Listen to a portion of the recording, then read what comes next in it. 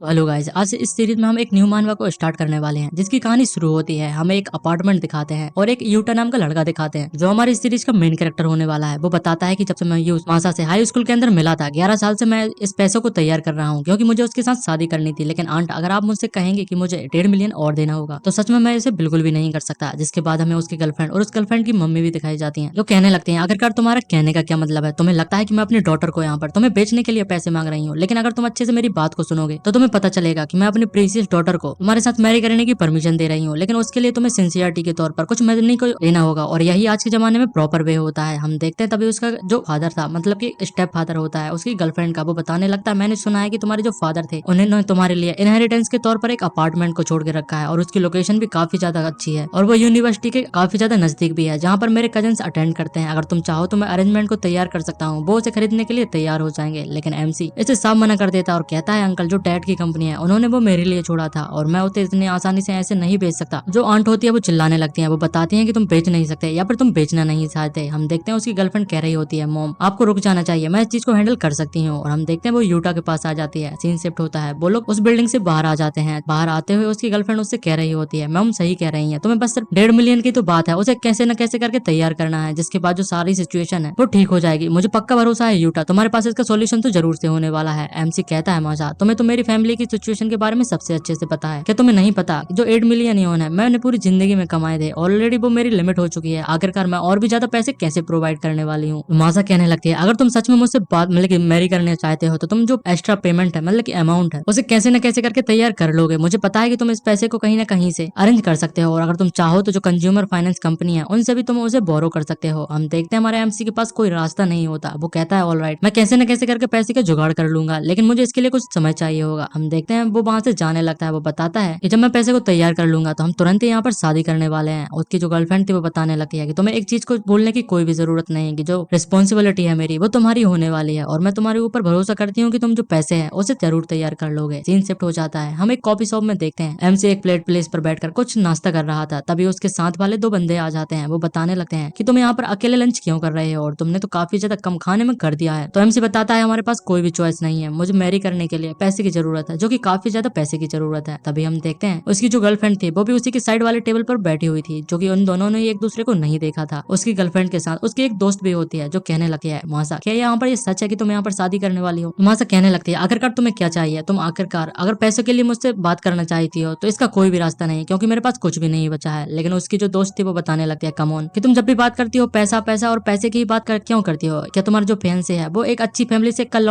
Landlord नहीं होने वाला? तभी हम देखते हैं जो मासा होती है वो काफी ज्यादा अजीब सा चेहरा बना रही थी, और बताने लगती है, वो जो बंदे की तुम बात कर रहे हो वो सबसे खराब बंदों में से एक आ गया, जिस दिन के बाद उसने मेरे साथ यहाँ पर स्लीप कर लिया था। उसी टाइम के बाद उसका जो एटीट्यूड है वो पूरी तरीके से बदल गया था, और उसने मुझे यहाँ पर सर्वेलेंस के तौर पर 1 लाख यौन भी दिए थे। इसके बाद उसने मुझे कहा था कि मुझे कभी भी यहाँ पर फिर से परेशान करने की कोशिश बिल्कुल भी मत करना। लेकिन जो मनी थी वो मेरे लिए काफी नहीं थी, वो मुझे एक अच्छे से रेस्टोरेंट में होटल की मील भी यहाँ पर पूरी नहीं करने दे सकती। हम देखते हैं उसकी दोस्त काफी ज्यादा शॉक्ड हो जाती है, तो और कहने लगती है, तो आखिरकार तुम किससे शादी करने वाली हो? अब तुम्हें ये मत कहना कि तुम उस बंदे से शादी करने वाली हो। तब भी मासा कहने लगती है, मेरे पास कोई भी चॉइस नहीं है, मुझे 2 दिन के पहले ही पता चला था कि मैं प्रेग्नेंट हो चुकी हूँ, और अगर यहाँ पर मैंने जल्दी शादी नहीं की तो जो चीजें हैं वो काफी ज्यादा गड़बड़ हो जाएंगी। और वो बताते हैं, एक बार मेरे पास मेरा बच्चा आ जाएगा तो मैं किसी और मैन के साथ आराम से शादी कर सकती हूँ, और जो अभी का बंदा होने वाला है उसकी प्रॉपर्टी पे मेरी नजर बनी हुई है, और मैं उसे सेटलमेंट कराकर उसे एक लात मारकर यहाँ से निकाल देने वाली हूँ। इस सारी बातों को हमारा एमसी सुन रहा था और तुरंत ही खड़ा हो जाता है। वो काफी ज्यादा शॉक्ड में लग रहा था। तभी हम देखते हैं मासा उसे बुलाने लगती है, लेकिन उसने उसकी शक्ल नहीं देखी थी, वो उसे एक वेटर समझ रही थी। वो बताती है, एक्सक्यूज मी, क्या तुम हमारे लिए कुछ वाटर को लेकर आ सकते हो? लेकिन एमसी कुछ जवाब नहीं देता, जिस वजह से मासा चिढ़ जाती है और उसे चिल्लाने लगती है, बताने लगती है कि तुम्हें यहाँ पर जल्दी करना चाहिए, आखिरकार तुम रिस्पॉन्ड करने में इतना ज्यादा टाइम कैसे ले सकते हो? एमसी का दिमाग यहाँ पर खराब ही होते जा रहा था, और वो वहां से जाने लगता है। जो मासा थी उसे चिल्लाते ही जा रही थी। वो बोलती है, मुझे तुम्हारे मैनेजर से बात करनी होगी। तभी सीन यहाँ पर स्टाफ रूम के अंदर आ जाता है। हमारा एमसी बैठे हुए काफी ज्यादा उसके सिर में दर्द होने लगता है, वो बहुत ही ज्यादा परेशान था। लेकिन तभी उसे कॉल आता है जिसके अंदर कोई बोलता है, यूटा, मैंने सुना है कि जो साकी चान है वो टोक्यो से यहाँ पर हमारी यूनिवर्सिटी के अंदर मूव कर रही है, तो तुम्हें उसे पिक करने के लिए एयरपोर्ट पे जाना है, ये बिल्कुल भी नहीं भूलना। तो सामने वाले बंदे से कहता है कि मैं समझ चुका हूँ, मेरे पार्ट टाइम जो शिफ्ट थी वो अभी अभी खत्म हुई है, तो मैं वहां पर चला जाता हूँ। हम देखते हैं वो नहाने के लिए चला जाता है और चिल्लाते हुए कह रहा था, मनी मनी और मनी, सभी लोगों को मनी की यहाँ पर क्यों जरूरत होती है? आखिरकार उसके अलावा लोग किसी बारे में और क्यों नहीं सोचते? लेकिन तभी उसे एक अनाउंसमेंट सुनाई देती है, प्लेयर एंगर जो है वो अपने पीक पर पहुंच चुका है, जिससे रिजोल्व करने के लिए हम लोगों ने जो ग्लोबल इकोनॉमी है उसे मॉडिफाई कर दिया है, और साथ ही में जो मनी की वैल्यू थी वो 1 मिलियन टाइम यहाँ पर करंट वैल्यू से कम कर दी गई है। जिसके बाद वो बताता है सैन और जो रैन है वो रिपोर्ट मतलब की करंटली यूनिट को जो पैसे की यूनिट होती है उसे रिस्टोर कर दिया है, जो पुराने जमाने में यूज की जाती थी लेकिन अब उसे भुला दिया गया है। और वो बताता है कि जो करंट एसेट हमारे एमसी के बैंक अकाउंट में मौजूद होगा वो हर दिन यहाँ पर इंटरेस्ट 10% इंटरेस्ट रेट के साथ बढ़ता चला जाएगा और डेली उसका जो इंटरेस्ट होने वाला है वो 5000 योन से बढ़ता ही जाएगा। लेकिन एमसी को समझ में नहीं आता, बस शौक था कि आखिरकार मुझसे कौन बात कर रहा है और उसे लगने लगता है कि स्ट्रेस के कारण शायद उसकी दिमागी हालत जो थी खराब होती जा रही थी। वो वहां पर एक बस के अंदर पहुंच जाता है और पहुंचते ही वो कहने लगता है आखिरकार जो एयरपोर्ट के अंदर पहुंचने की जो फेयर है वो कितनी होने वाली है। सभी लोग इस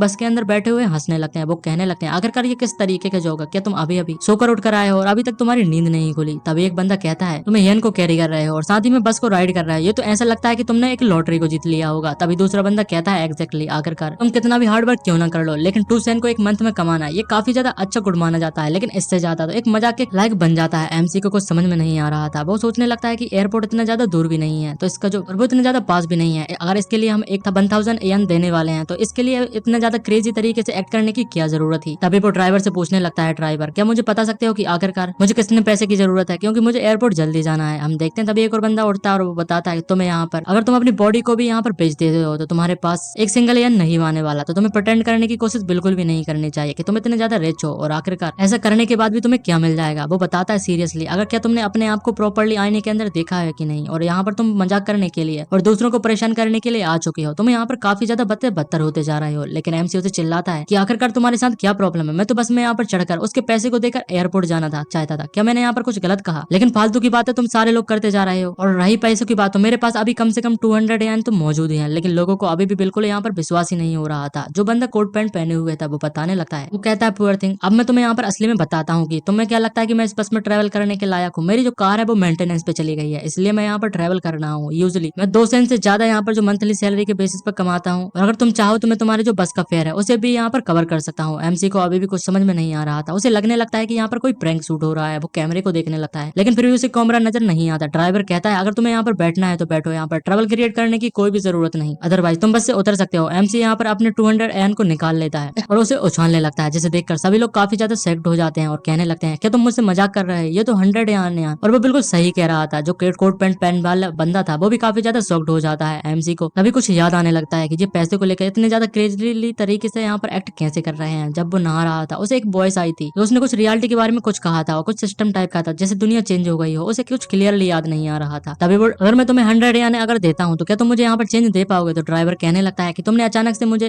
100 यान के छुट्टे मांगे तो आखिरकार मैं तुम्हें कैसे दे सकता हूँ, क्योंकि एयरपोर्ट जाने के लिए सिर्फ टॉन मोन की जरूरत है और इतना ज्यादा कोई भी चेंज प्रिपेयर करके नहीं रख सकता। तो एमसी काफी ज्यादा शॉक्ड हो जाता है। वो बताता है 100 यान काफी ज्यादा पैसे बन चुके हैं और सभी लोग उसे ही देखे जा रहे थे। वो समझ जाता है कि ये काफी ज्यादा खराब भी हो सकता है, लोग मुझे स्कैम भी कर सकते हैं और इसीलिए उसे प्रिटेंड करना होगा कि उसे कुछ भी नहीं पता है और वो बस से उतर जाएगा। हम देखते हैं वो बस से उतर जाता है और वो बताता है एक चीज single point new brand phone है, उसको यहाँ पर सिर्फ 17 सेंट पर पड़ चुका है और एक रोलेक्स वॉच है वो बने यान पर पड़ जाती है। बने यान मतलब कि 1 रुपए के समान होता है, तो उसे आप समझ जाएगा। इसके बाद वो सोचता है कि उसके पास यहाँ पर 10,000 यान का बिल जो मौजूद है और जिसे उसने अपनी सैलरी के तौर पर अभी जो कैफे था उससे अर्न किया था। वो सोचने लगता है कि इसका क्या करना चाहिए, क्या ये यूजलेस हो चुका है, लेकिन वो सोचता है कि मुझे एक बार बैंक जाकर चेक कर लेना चाहिए। वो बैंक पर जाता है और हम देखते हैं हमारा एमसी का टर्न भी आ जाता है। एक लड़की बैठी हुई थी, वो पूछती है कि थैंक्स फॉर वेटिंग, आखिरकार मैं तुम्हारी कैसे मदद कर सकती हूँ? एमसी बताता है कि उसे पैसे को डिपॉजिट कराना है। तो वो लड़की पूछती है आखिरकार तुम कितना डिपॉजिट कराना चाहते हो? तो एमसी कहता है कि मैं सारे पैसे जो कि 10,000 नहीं 1 लाख यान है उन्हें सभी डिपॉजिट कराना चाहता हूँ और साथ ही में मैं ऑनलाइन बैंकिंग और मोबाइल पेमेंट को भी एक्टिवेट कराना चाहता हूँ। जो लड़की थी वो तुरंत ही शॉक्ड हो जाती है। वो बताने लगती है ये तो काफी ज्यादा मनी है और मैं अपने बलबूते पर इसे हैंडल नहीं कर सकती, क्या तुम मुझे यहाँ पर थोड़ा टाइम दोगे? मैं जो ब्रांच मैनेजर है उसे तुरंत ही फोन कर देती हूँ।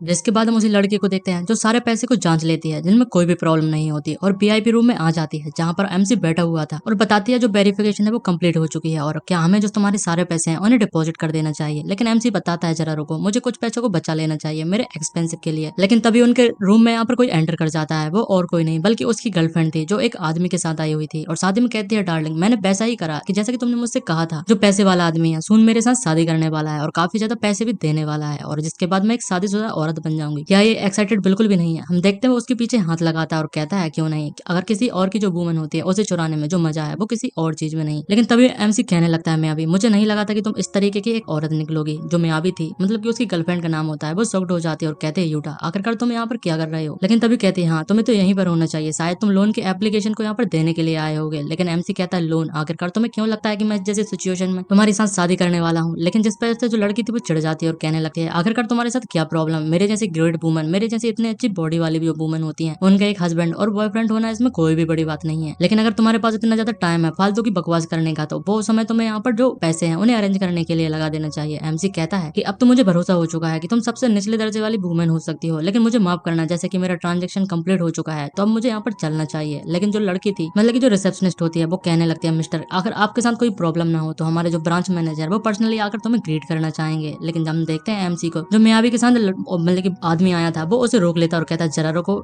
इस यंग मैन को जो ब्रांच मैनेजर खुद ग्रीट करना चाहता है, आखिरकार क्या प्रॉब्लम है। लेकिन उससे पहले तुमने मेरी मियाबी को इंसल्ट किया है, उसके लिए तुम्हें माफी मांगनी होगी। एमसी कहता है आखिरकार तुम समझते क्या हो अपने आप को, और तुम्हें लगता है कि तुम मुझसे फाइट कर सकते हो, तो मुझे इसमें कोई भी प्रॉब्लम नहीं है। तुम मुझे काफी ज्यादा वैसे भी डिस्गाइज कर रहे हो, लेकिन इसके बाद मेरे से माफी मांगने की कोशिश बिल्कुल भी मत करना। हम देखते हैं वो बंदा काफी ज्यादा चिढ़ जाता है और कहता है क्या क्या तुम्हें नहीं पता कि मैं आखिरकार कौन हूँ, मैं यहाँ पर त्यान रियाओ ग्रुप का प्रेसिडेंट हूँ। क्या तुम्हें पता है कि हमारी जो कंपनी थी हर साल कितने ज्यादा एन को यहाँ पर टैक्स के रूप में पे करती है, जितना कि तुम्हारी पूरी जिंदगी में तुम नहीं कमा सकते। और वो हम देखते हैं एमसी से कहने लगता है अगर मैं चाहूँ तो तुम्हारे जो ट्रांजेक्शन है उसे बैंक के जरिए इमीडिएटली स्टॉप करा सकता हूँ। तभी दो गार्ड आ जाते हैं और कहने लगते हैं आखिरकार यहाँ पर क्या चल रहा है। वो बंदा बताता है ये परफेक्ट टाइमिंग है, यहाँ पर कोई जो है इस वीआईपी रूम के लिए बिल्कुल भी फिट नहीं है, इसे जल्दी से यहाँ पर बाहर निकाल दो। लेकिन हम देखते हैं जो गार्ड था वो बताता है ये पर्सन हमारा वीआईपी नहीं है, बल्कि वीआईपी में भी काफी ज्यादा वीआईपी मेंबर है। वो बंदा शॉक्ड हो जाता है और कहता है आखिरकार तुम्हारे कहने का क्या मतलब। तभी ब्रांच मैनेजर भागते हुए काफी ज्यादा हड़बड़ाहट में वहां पर आ जाता है और कहने लगता है मिस्टर मुझे माफ करना, मैंने तुम्हें काफी ज्यादा वेट कराया, मेरा नाम मैं यहाँ का ब्रांच मैनेजर वो कासू हूँ। जैसे ही मुझे यहाँ पर तुम्हारे बारे में पता चला तो मैं जल्दी से यहाँ पर अपना पर्सनल काम छोड़कर तुम्हें पर्सनली ग्रीट करने के लिए आया हूँ। वो बताने लगता है तुमने यहाँ पर सिग्निफिकेंट बल्ले के यान को हमारे बैंक में डिपॉजिट किया है, जिस वजह से हम आपको जो ब्लैक डायमंड कार्ड है उसे इशू कर देते हैं। एडिशनली हमारी जो सर्विस है आपके लिए 24/7 वीआईपी सर्विस है, यहाँ पर ट्रीटमेंट चालू रहेगी। हमारा एमसी कहता है तुम्हारा इसके लिए बहुत बहुत शुक्रिया। लेकिन हम देखते हैं उसकी गर्लफ्रेंड और उसके साथ में जो आदमी था वो दोनों ही शॉक्ड हो जाते हैं और कहने लगते हैं ये तो इम्पॉसिबल है मैनेजर, आखिरकार ये नकली मनी भी हो सकती है। उसकी गर्लफ्रेंड कहती है हाँ सही, इसके पास इतने ज्यादा पैसे बिल्कुल भी नहीं हो सकते। लेकिन जो ब्रांच मैनेजर था वो बताने लगता है क्या तुम मेरे यहाँ पर जो काम करने के तरीके हैं उसके ऊपर और बैंक की रेपुटेशन के ऊपर उंगली को उठाना चाहते हो, क्या तुम हमारे रेपुटेशन के ऊपर क्वेश्चन करना चाहते हो। अगर तुमने और भी ज्यादा हमारा एस्टिमेट गैसेस जो क्लाइंट है उसकी डिसरेस्पेक्ट करने की कोशिश की तो हमारी जो बैंक है वो तुम्हें इतनी आसानी से नहीं जाने देगी। और मुझे पता है कि जो हमारी बैंक है वो आसानी से तुम्हारे फ्यूचर के जो लोन्स हैं उन्हें भी यहाँ पर कट कर सकती है। जिस वजह से वो बंदा घबरा जाता है और कहता है मुझे माफ कर दो, और रोने लगता है कि अगर हमारे लोन जो है वो स्टॉप कर दिए जाते हैं तो हमारी कंपनी तुरंत ही यहाँ पर बैंकरप्ट हो जाने वाली है। हम देखते हैं जो उसकी गर्लफ्रेंड थी वो भी उसके घुटनों पर आ जाती है और कहने लगती है यूटा मुझे माफ कर दो, मुझे पता है कि मैं यहाँ पर काफी ज्यादा गलत हूँ, मुझे इस ओल्ड मैन की साइड बिल्कुल भी नहीं लेना चाहिए था। आफ्टर ऑल यूटा तुम ही यहाँ पर वो बंदे हो जिसे मैं अपने पूरे दिल से चाहती हूँ, और रोते जा रही थी। लेकिन एमसी उसे बिल्कुल भी भाव नहीं देता और कहता है मैनेजर इन लोगों को यहाँ पर मेरे नाम से अलग कर दो और बैंक से बाहर निकाल दो। मैनेजर भी ऐसा ही करता है, उसके गार्ड उसे लेकर यहाँ पर बाहर फेंक देते हैं। सीन शिफ्ट हो जाता है, हम देखते हैं एमसी एयरपोर्ट पर पहुंच चुका था, लेकिन वो एयरपोर्ट के लिए काफी ज्यादा लेट हो चुका था क्योंकि बैंक ब्रांच मैनेजर ने उसे काफी ज्यादा टाइम के बाद वहां से छोड़ा था। वो सोचने लगता है कि मुझे यहाँ यही सोचता हूँ कि वो यहाँ से चली ना गई हो या तो कहीं और यहाँ पर अपने आप से घूमने लगी हो। लेकिन तभी कोई उसे पीछे से टच करता है और कहता है गॉडनेस यूटा आखिरकार तुम कितना ज्यादा लॉन्गर मुझे वेट कराना चाहते थे अपनी क्यूट लिटिल सिस्टर को। हम देखते हैं वो एक लड़की होती है जो कि इसकी लिटिल सिस्टर होती है जिसका नाम साकी था। वो कहने लगती है कि तुम्हें मुझे एक लंबी और काफी ज्यादा बड़ी ट्रीट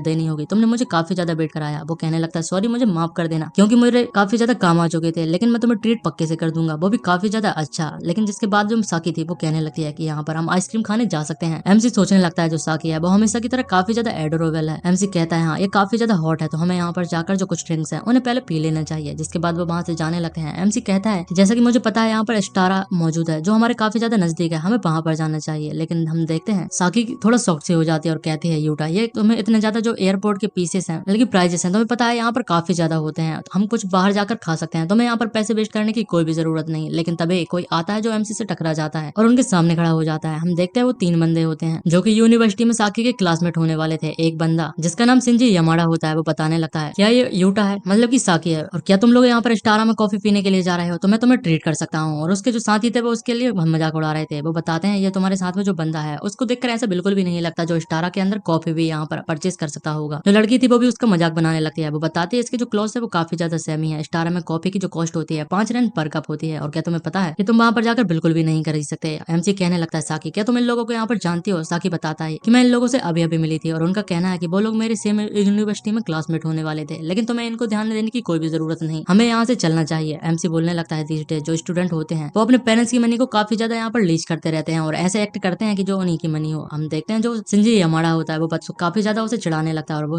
कहता है वो लोग वहां पर जा तो रहे हैं, लेकिन मुझे देखकर लगता है उसके पास तो वहां पर बॉर्डर खरीदने के लिए भी पैसे नहीं होंगे। और उसके साथ में जो लड़की थी वो कहने लगती है हमें इसे छोड़ देना चाहिए संजी, और इससे हमें कोई भी फायदा नहीं होने वाला, और हमको इन जैसे जो पार्वटरी रफ होते हैं उन लोगों से काफी ज्यादा दूर होना चाहिए और हमें इन जैसे लोगों के अटेंशन की कोई भी जरूरत नहीं। लेकिन तभी एमसी को एक सिस्टम का नोटिफिकेशन आ जाता है जिसमें उसे 2 घंटे के अंदर जो 1 यन है उसे स्पेंड करना होगा और उसके बदले में उसे फिजिकल एनहेंसमेंट का जो बोनस है वो मिल जाएगा। एमसी कहता है ये परफेक्ट टाइम है और वो अपने पैसों को यहाँ पर बर्बाद करने के लिए जाने लगता है। अभी हम सिंजी और उसके साथ में जो लड़की थी उसे देखते हैं, वो कहने लगती है तुम्हें इन गरीबियों के साथ यहाँ पर टाइम को वेस्ट नहीं करना चाहिए और हमें ऑलरेडी चलना चाहिए, क्योंकि मेरी जो थ्रोट है वो काफी ज्यादा सूख चुकी है। और वो अजीब से एक्सप्रेशन दे रही थी, ये काफी ज्यादा कमीनी लड़की शकल से ही दिखाई दे रही थी कि इसने पैसे देखे नहीं कि अपनी मुंह खोलना चालू कर दिया। लेकिन उसे देखकर लड़का भी पिघल जाता है और कहता है कि मैं तुम्हें हर चीज पिला सकता हूँ जो तुम्हें यहाँ पर पीने के लिए चाहिए थे। लेकिन तभी उसके साइड से काफी ज्यादा लोग भागते हुए दिखाई दे रहे थे, उन्हें समझ में नहीं आता और वो चिल्लाने लगता है आखिरकार तुम लोग कहाँ पर भाग रहे हो, तुम्हें देखकर चलना चाहिए। लेकिन हम 2 लड़कियों को देखते हैं वो बात कर रही होती है, क्या तुमने यहाँ पर सुना है अपेरेंटली यहाँ पर एवरीथिंग जो स्टारा के अंदर मौजूद है वो पूरी तरीके से फ्री हो चुका है। लड़की कहती है मुझे यहाँ पर नहीं पता, लेकिन हमें जाकर चेक करना चाहिए। इस चीज को सुनकर वो तीनों बंदे भी काफी ज्यादा शॉक्ड हो जाते हैं और वो कहते हैं आखिरकार स्टारा के अंदर जो सारी चीजें हैं वो फ्री में कैसे मिल सकती हैं। वो वहां पर जाता है और जो लड़की वहां पर काम करती है उससे पूछता है कि यहाँ पर क्या सब कुछ फ्री में मिल रहा है। वो बताती है हाँ, या आज के लिए जो कुछ भी अंदर मौजूद है वो सब कुछ फ्री है, तुम लोग कुछ भी एंजॉय कर सकते हो। वो बताती है हमारे साथ कस्टमर मौजूद है जो इन सारी चीजों की जो फीस है उसे कवर करने वाले हैं, जो और कोई नहीं बल्कि यूटा होता है। यूटा कहता है सेंसी आज कुछ ज्यादा ही गर्मी मौजूद है, तुम सभी को फ्री ड्रिंक्स है वो मेरी तरफ से, तुम जितना चाहो उतना ज्यादा पी सकते हो। सभी लोग काफी ज्यादा खुश लग रहे थे और यूटा को खुशुक्रियां भी कहते रहते हैं। एमसी यहाँ पर साकी को कहता है कि आखिरकार तुम्हें इसे का जो टेस्ट है वो पसंद आया कि नहीं, तुम्हें सारी चीजें कैसी लगी। हम देखते हैं साकी भी काफी ज्यादा खुश लग रही थी, वो बताती है ये काफी ज्यादा अच्छी है लेकिन बस थोड़ी सी बिटर है। हम देखते हैं तभी सिंजी वहां पर आ जाता है और कहता है आखिरकार तुम क्या करने की कोशिश कर रहे हो। तो एमसी कहता है आखिरकार क्या प्रॉब्लम है, क्या तुम्हें यहाँ पर चिंता है कि तुम्हें तुम्हारा वाला शेयर यहाँ पर नहीं मिलने वाला। तो बताता है तुम्हें चिंता करने की कोई भी जरूरत नहीं, मैं तुम्हारे लिए भी जो ड्रिंक है उन्हें खरीद के दे दूंगा। सिंजी कहने लगता है तुम पुअर पीपल इस तरीके से एक्ट करते हो कि तुम लोग काफी ज्यादा इंपॉर्टेंट और काफी ज्यादा अमीर हो, वो भी बस तुम्हारे पास कुछ फ्यू सेंट क्या आ जाते हैं, तुम लोग तो ऐसे ट्रीट करने लगते हो कि ये दुनिया ही मेरी हो जाने वाली है। लेकिन वो चिल्लाते हुए कहता है क्या तुम्हें लगता है कि इस जैसे जो डर्टी और चीप ड्रिंक्स की कॉफी है उसे मैं पीना पसंद करूंगा। मैं तुम्हें बता देता हूँ जो चीप कॉफी है वो इतनी ज्यादा यहाँ पर खराब है कि उन्हें जो डॉग्स है वो भी पीना पसंद नहीं करेंगे। लेकिन हम देखते हैं बाकी सभी लोग इस चीज को पी रहे थे और उसकी बातों को सुनकर वो काफी ज्यादा नाराज हो जाते हैं और सिंजी को काफी ज्यादा गुस्से भरी नजर से देखने लगते हैं जैसे कि वो लोग इसे कूट देने ही वाले हैं। लेकिन तभी हम देखते हैं एमसी कहता है आखिरकार तुम्हारे पास क्या दिक्कत है, मैं तुम्हारी बातों को सुन रहा हूँ, तुम्हें जो कुछ भी कहना है तुम्हें जल्दी खत्म कर देना चाहिए। सिंजी चिड़चिड़ाते हुए काफी ज्यादा गुस्से में चिल्लाने लगता है कि मुझे तुम जैसे जो प्योर पीपल है उनकी ड्रिंक्स की कोई भी जरूरत नहीं है, जो कभी भी यहाँ पर विदेश बिल्कुल भी नहीं गए हैं और आखिरकार इन जैसी ड्रिंकों को कोई भी नहीं पी सकता। लेकिन अब बहुत ज्यादा हो चुकी थी, सभी लोग काफी ज्यादा गुस्से में आ चुके थे। वो कहने लगते हैं हे किड आखिरकार तुम्हारा कहने का क्या मतलब पुअर पीपल, क्या तुम सोचते हो पहले मतलब कि बोलने से पहले क्या सोचते हो, और तुम्हें सोच लेना लेकिन देख लेना चाहिए कि आखिरकार तुम यहाँ पर किससे बात कर रहे थे। एक बंदा कहता है तुम्हारी हिम्मत कैसे हो चुकी है उस बंदे को क्रिटिसाइज करने की जो फ्री में किसी को फेवर करना चाहता है, आखिरकार इसमें प्रॉब्लम ही क्या है। और वो सभी लोग मिलकर हम देखते हैं सिंजी को पीटने लगते हैं। सिंजी यहाँ पर साउटा से मदद मांगता है जो कि लड़की होती है और उसका एक और दोस्त होता है, जो लोग वहां पर मौजूद थे वो कहने लगते हैं क्या ये लोग भी इसके साथ में मौजूद हैं। लेकिन जो लड़की और वो लड़का था दोनों ही मना कर देते हैं कि हम लोग इसके साथ बिल्कुल भी मौजूद नहीं है। तभी यूटा वहां पर आ जाता है और कहता है यू ब्रेड अगर तुम्हें यहाँ पर लगता है कि तुम मेरी सिस्टर के साथ हुकअप कर सकते हो तो तुम्हें इसके लिए थोड़े अपने माइंड को चेंज कर लेना चाहिए। और हम देखते हैं सिंजी और जो यूटा था वो वहां से जाने लगते हैं। सिंजी कहने लगते हैं कि तुम्हें अपने इतने ज्यादा पैसे को बर्बाद करने की कोई भी जरूरत नहीं थी। लेकिन यूटा कहता है कि तुम्हारा ब्रदर के पास अब काफी ज्यादा पैसे आ चुके हैं, ये तो कुछ भी नहीं है, आखिरकार कोई भी मेरी सिस्टर के यहाँ पर नीचे दिखाने की कोशिश कैसे कर सकता है। और जो सिंजी थी लेकिन जो साकी थी वो काफी ज्यादा खुश हो जाती है और कहने लगती है यूटा जो है काफी ज्यादा कूल है। हम देखते हैं टैक्सी स्टैंड पर वो पहुंच चुके थे और हमारे एमसी का जो मिशन था वो भी कंप्लीट हो जाता है। वो सोचने से लगता है ये काफी ज्यादा क्लोज था, मैंने कभी भी इमेजिन नहीं किया था आखिरकार स्टारा में जो डेली सेल्स होती हैं उन्हें मैं इस तरीके से परचेज कर सकता हूँ, ये तो एक सपने के समान है और वो भी एक सिंगल यन में ये सारी चीजें मिल जाती हैं। हम देखते हैं उसे मिशन पूरा करने पर जो फिजिकल एनहेंसमेंट का जो पिल थी वो मिल जाती है। वो सोचने लगता है खाकर मुझे क्या असर होने वाला है। सिस्टम बताता है कि उसका जो स्टेमिना था वो ऑर्डिनरी पीपल से 3 टाइम तक बढ़ चुका है और उसकी स्ट्रेंथ भी इतनी ज्यादा बढ़ जाती है। जिसके बाद हम देखते हैं साकी और वो दोनों ही स्टैंड पर वेट करने लगते हैं लेकिन उन्हें टैक्सी बिल्कुल भी नहीं मिल रही थी। तभी जो साकी थी वो एक कार को देखती है और बताती है ये कार काफी ज्यादा अच्छी लग रही है और वो कार आकर उनके सामने रुक जाती है। उसके अंदर एक लड़की बैठी हुई थी, वो यूटा से कहने लगती है आखिरकार तुम यहाँ पर क्या कर रहे हो। वो बताता है मैनेजर यांगी, मैं अपनी जो लिटिल सिस्टर है उसे पिकअप करने के लिए आया था और मैं इसके बाद उसे यूनिवर्सिटी रूम में ले जाने वाला था। साकी कहने लगती है क्या तुम इसे यहाँ पर जानते हो यूटा। तो जो मैनेजर होती है वो कहने लगती है वेट, क्या तुम भूल चुके हो कि तुम्हारा जो इंपॉर्टेंट प्रोजेक्ट प्रेजेंटेशन है वो आफ्टरनून में होने वाला है। एमसी कहता है ऑलराइट, मैं तो इसे यहाँ पर भूल ही चुका था। वो सोचने लगता है कि मुझे और भी ज्यादा जो मनी है उसके लिए स्ट्रगल करने की कोई भी जरूरत नहीं, लेकिन जो प्रोजेक्ट है वो कुछ और ही है जिसके लिए मैं काफी ज्यादा महीनों से प्रिपेयर कर रहा था। तो साकी थी जो कहती है तुम्हें चिंता करने की कोई भी जरूरत नहीं, तुम जाकर अपने काम कर सकते हो यूटा, मैं अपने आप से यहाँ पर चले जाएंगे। बिसाइड तुमने मुझे कभी भी नहीं बताया कि तुम इतने ज्यादा जो ब्यूटीफुल वुमन है उसके साथ यहाँ पर काम करते हो, तो तुम्हें ये मौका इसे बिल्कुल भी नहीं खोना चाहिए। लेकिन एमसी कहने लगता है आखिरकार तुम क्या कह रही हो, ऐसा बिल्कुल भी नहीं है, हमारे और मैनेजर है यांगी के बीच में। मैनेजर कहने लगती है क्या तुमने यहाँ पर कुछ कहा, तो यूटा शर्माते हुए कहने लगता है नहीं नहीं, मैं गाड़ी में आ जाता हूँ। और वो मनी में सोच रहा था मैं हमेशा से जो मनी है उसमें फंसा रहता था, और जो मेरी सैलरी थी वो काफी ज्यादा लो थी, लेकिन मनी मन वो भी जो मैनेजर यांगी उसे पसंद किया करता है। और वो लोग कार में बैठकर जाने लगते हैं। मैनेजर कहते हैं तुम्हारी सिस्टर यहाँ पर मौजूद है तो तुम्हें पैसों की जरूरत होगी, और तुम्हें जो प्रोजेक्ट है उसे अच्छे से पास करना होगा, जिस वजह से तुम्हें जो काफी ज्यादा 100 ओपियन है वो उस बोनस के लिए मिल जाएंगे। तो मैं मतलब कि जो एमसी कहता है यहाँ मुझे इस बारे में पता है कि मैं इस बार जो मैनेजर यांगी की जो ट्रिक्स थी उसमें फंस चुका था, लेकिन मैं अच्छे से इस चीज को पूरा करने वाला हूँ। और वो लोग जल्दी वहां पर स्पीड बढ़ाकर जाने लगते हैं। हम देखते हैं जो मैनेजर थी वो बताने लगती है तुम्हें यहाँ पर काफी ज्यादा हुनर होना चाहिए कि तुम मेरी ट्रिक्स में आ चुके हो, जिस वजह से तुम पैसे भी कमा सकते हो। हम देखते हैं वो एक प्लेस पर पहुंच जाते हैं जहाँ पर हमें एक बंदा दिखाया जाता है, मैनेजर कावाई का एक ब्रदर जिसका नाम ओगाटा काउसोके होता है। वो बताने लगता है इन सारी चीजों को यहाँ से फेंक दो। एमसी कहता है आखिरकार इस सारी चीजों को क्या मतलब है। वो बंदा बताता है यूटा तुम्हारी जो डेवलपमेंट डिपार्टमेंट में जो सीट थी अब और ज्यादा लंबे समय तक नहीं टिकने वाली। मेरा जो ब्रदर इल्लो है वो मैनेजर है और उसने मुझे कहा है कि उसकी जो प्ले मतलब तुम्हारी जो प्लेस है अब से मैं संभालने वाला हूँ। लेकिन एमसी कहता है कि आखिरकार तुमने मेरे सामान को कैसे फेंका, जो सामान है वहीं के वहां रख दो जहाँ से तुमने उठाया था। वो बंदा कहने लगता है आखिरकार मैं इसे क्यों रखने वाला हूँ, और अपने हाथ को उठाकर कहने लगता है पुअर गाय तुम आखिरकार मुझसे सारी चीजें फाइट के अंदर सेटलमेंट करना चाहते हो। और वो उसे मारने ही वाला था, लेकिन एमसी उसके हाथ को पकड़कर उसे मोड़ देता है, जिस वजह से वो बंदा काफी ज्यादा चिल्लाने लगता है और कहता है छोड़ो जरा छोड़ो, ये काफी ज्यादा दर्द कर रहा है। हम देखते हैं वो बंदा सोच रहा था कि ये कब से इतना ज्यादा स्ट्रॉन्गर बन चुका है। एक बंदा और वहां पर आ जाता है जो कहता है उसके हाथ को तुम जल्दी से छोड़ दो, और वो और कोई नहीं बल्कि इसका ब्रदर इन लॉ होता है। वो कहता है तुम्हारी एबिलिटी के हिसाब से मैंने ये डिसाइड किया है कि तुम्हारी जो प्रेजेंटेशन है वो ओटा का यहाँ पर प्योरी करने वाला है। लेकिन एमसी कहता है कि तुम इतने लास्ट टाइम पे प्लान को कैसे चेंज कर सकते हो, जो सारे प्लानिंग और क्रिएशन है वो मैंने की है पूरी यहाँ पर स्क्रैच से, लेकिन लास्ट मोमेंट पे आकर तुम इसे चेंज करना चाहते हो, आखिरकार इसका क्या मतलब है। तो मैनेजर कहता है क्या तुम्हें यहाँ पर कोई प्रॉब्लम है, और अगर प्रॉब्लम है तो तुम्हें यहाँ से चला जाना चाहिए। लेकिन तभी कोई डेस्क पे हाथ मारते हुए कहता है कि मैं इस चीज को कभी भी नहीं होने दूंगी। वो और कोई नहीं बल्कि मैनेजर यांगी होती है। वो बताती है कि जो प्लान है डेवलपमेंट का पूरा यूटू ने किया है, शुरुआत से ही सारी चीजें उसने की है, उसकी कोई भी रिप्लेसमेंट यहाँ पर बिल्कुल भी नहीं हो सकती।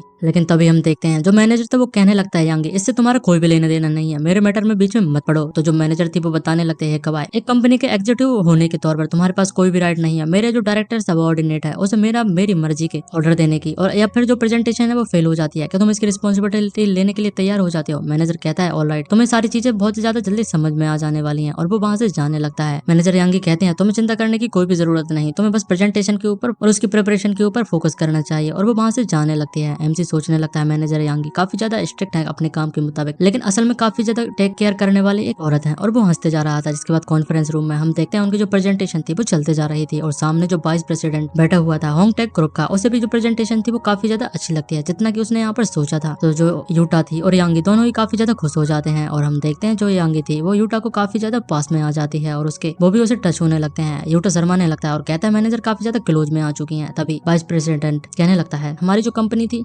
प्रेसिडेंट है वो आ जाएंगे तो हमारा जो डेप्ट का सेटलमेंट है हम उसे भी पूरा कर लेंगे। लेकिन यांगी काफी ज्यादा शॉक्ड हो जाती है। वो बताने लगते हैं डेप्ट सेटलमेंट, आखिरकार तुम किस तरीके के सेटलमेंट की बात कर रहे हो, उसे कुछ भी समझ में नहीं आता। लेकिन तभी जो बैंक का मैनेजर था वो आ जाता है। वो कहने लगता है यांगी यहाँ पर हमारी कंपनी के ऊपर कई हजारों का जो डेप्ट है वो मौजूद है, कंपनी बुक में भी लिखा हुआ है, और इस तरीके से हमारी जो कंपनी की जो मतलब की पेएबल सैलरी होती है वो भी पूरी नहीं हो पाएगी। और वो बताती है कंपनी के एग्जीक्यूटिव होने के तौर पर तुम्हें इस तरीके की इस चीजों को पहले से सिचुएशन को हैंडल करके रखना था। लेकिन वो बताने लगती है डेप्ट, लेकिन कंपनी बुक में ऐसी कोई भी चीज मौजूद नहीं थी। और उसे याद आने लगता है कि उन ओल्ड मैन ने जो कंपनी से मौजूद की थी, और उसे ये पता तक नहीं था कि उन लोगों ने जो डेप्थ है इस बारे में छुपा कर रखा था। मैनेजर कहने लगता है कि तुम्हें कम्प्लीटली मूर्ख बना दिया गया है। उन ओल्ड मैन के द्वारा जो बुक थी जो तुम्हें पहले दी गई थी वो पूरी तरीके से गलत थी, और जो डेप्थ था वो अब तुम्हें चुकाना होगा। लेकिन यहाँ पर जो लड़की होती है वो बताने लगती है फेक बुक्स, आखिरकार ऐसे कैसे हो सकता है, और ऐसे तो लगता है कि उन लोगों ने शुरू से ही डिसाइड किया था कि मुझे इस चीज में ट्रैप करने का। तो मैनेजर बताने लगता है कि तुम इसमें परफेक्टली तरीके से फंस चुके हो, अब तुम कुछ भी नहीं कर सकते। यांगी को काफी ज्यादा गुस्सा आ रही थी। वो बताने लगती है इस तरीके से जिस कंपनी को मैंने अपने ब्लड स्वेट और टीयर से बनाया है वो पूरी तरीके से बर्बाद हो जाएगी, आखिरकार तुम लोग ऐसा कैसे कर सकते हो। हम देखते हैं जो मैनेजर था वो वाइस प्रेसिडेंट के पास जाता है और कहता है बाय द वे हम लोगों ने एक न्यू कंपनी को स्टार्ट किया है जहां पर हम लोग जो है यूकटेक कंपनी के साथ कॉन्ट्रैक्ट साइन करना चाहते थे। अगर जो प्रेसिडेंट है यूकटेक कंपनी के वो इस कंपनी को 90 रैन में खरीद लेते हैं तो हमारी जो मतलब की मैनेजर होती है वो काफी ज्यादा सॉफ्ट हो जाती है और बताने लगती है 90 येन ये तो काफी ज्यादा लो प्राइस है, आखिरकार तुम किसी तरीके के एडवांटेज मतलब किसी की वीकनेस का एडवांटेज उठाने के बाद इस तरीके के जो अटेम्प्ट है उसे कैसे कर सकते हो। लेकिन मैनेजर कहता है लेकिन अब कुछ भी नहीं कर सकते, हमारे अपने पास कुछ भी नहीं बचा है और मुझे पता है कि तुम्हारे पास 90 एन अभी राइट नाउ होने भी नहीं वाले। तभी एक उनके पीछे बंदा था वो बताने लगता है मैनेजर कब आई, प्रेसिडेंट जो है यूकटेक कंपनी के वो आ चुके हैं। तभी प्रेसिडेंट आ जाता है, वो बताने लगता है प्रेसिडेंट कोहिशिटा हम लोग आपका काफी ज्यादा लंबे समय से वेट कर रहे थे। उसके साथ में हम देखते हैं जो ब्रांच मैनेजर था वो भी आया हुआ था। तभी जो प्रेसिडेंट था वो बताने लगता है ब्रांच मैनेजर फुजीवारा मुझे माफ करना, मैं तुम्हें यहाँ पर अपने काम के लिए साथ में ले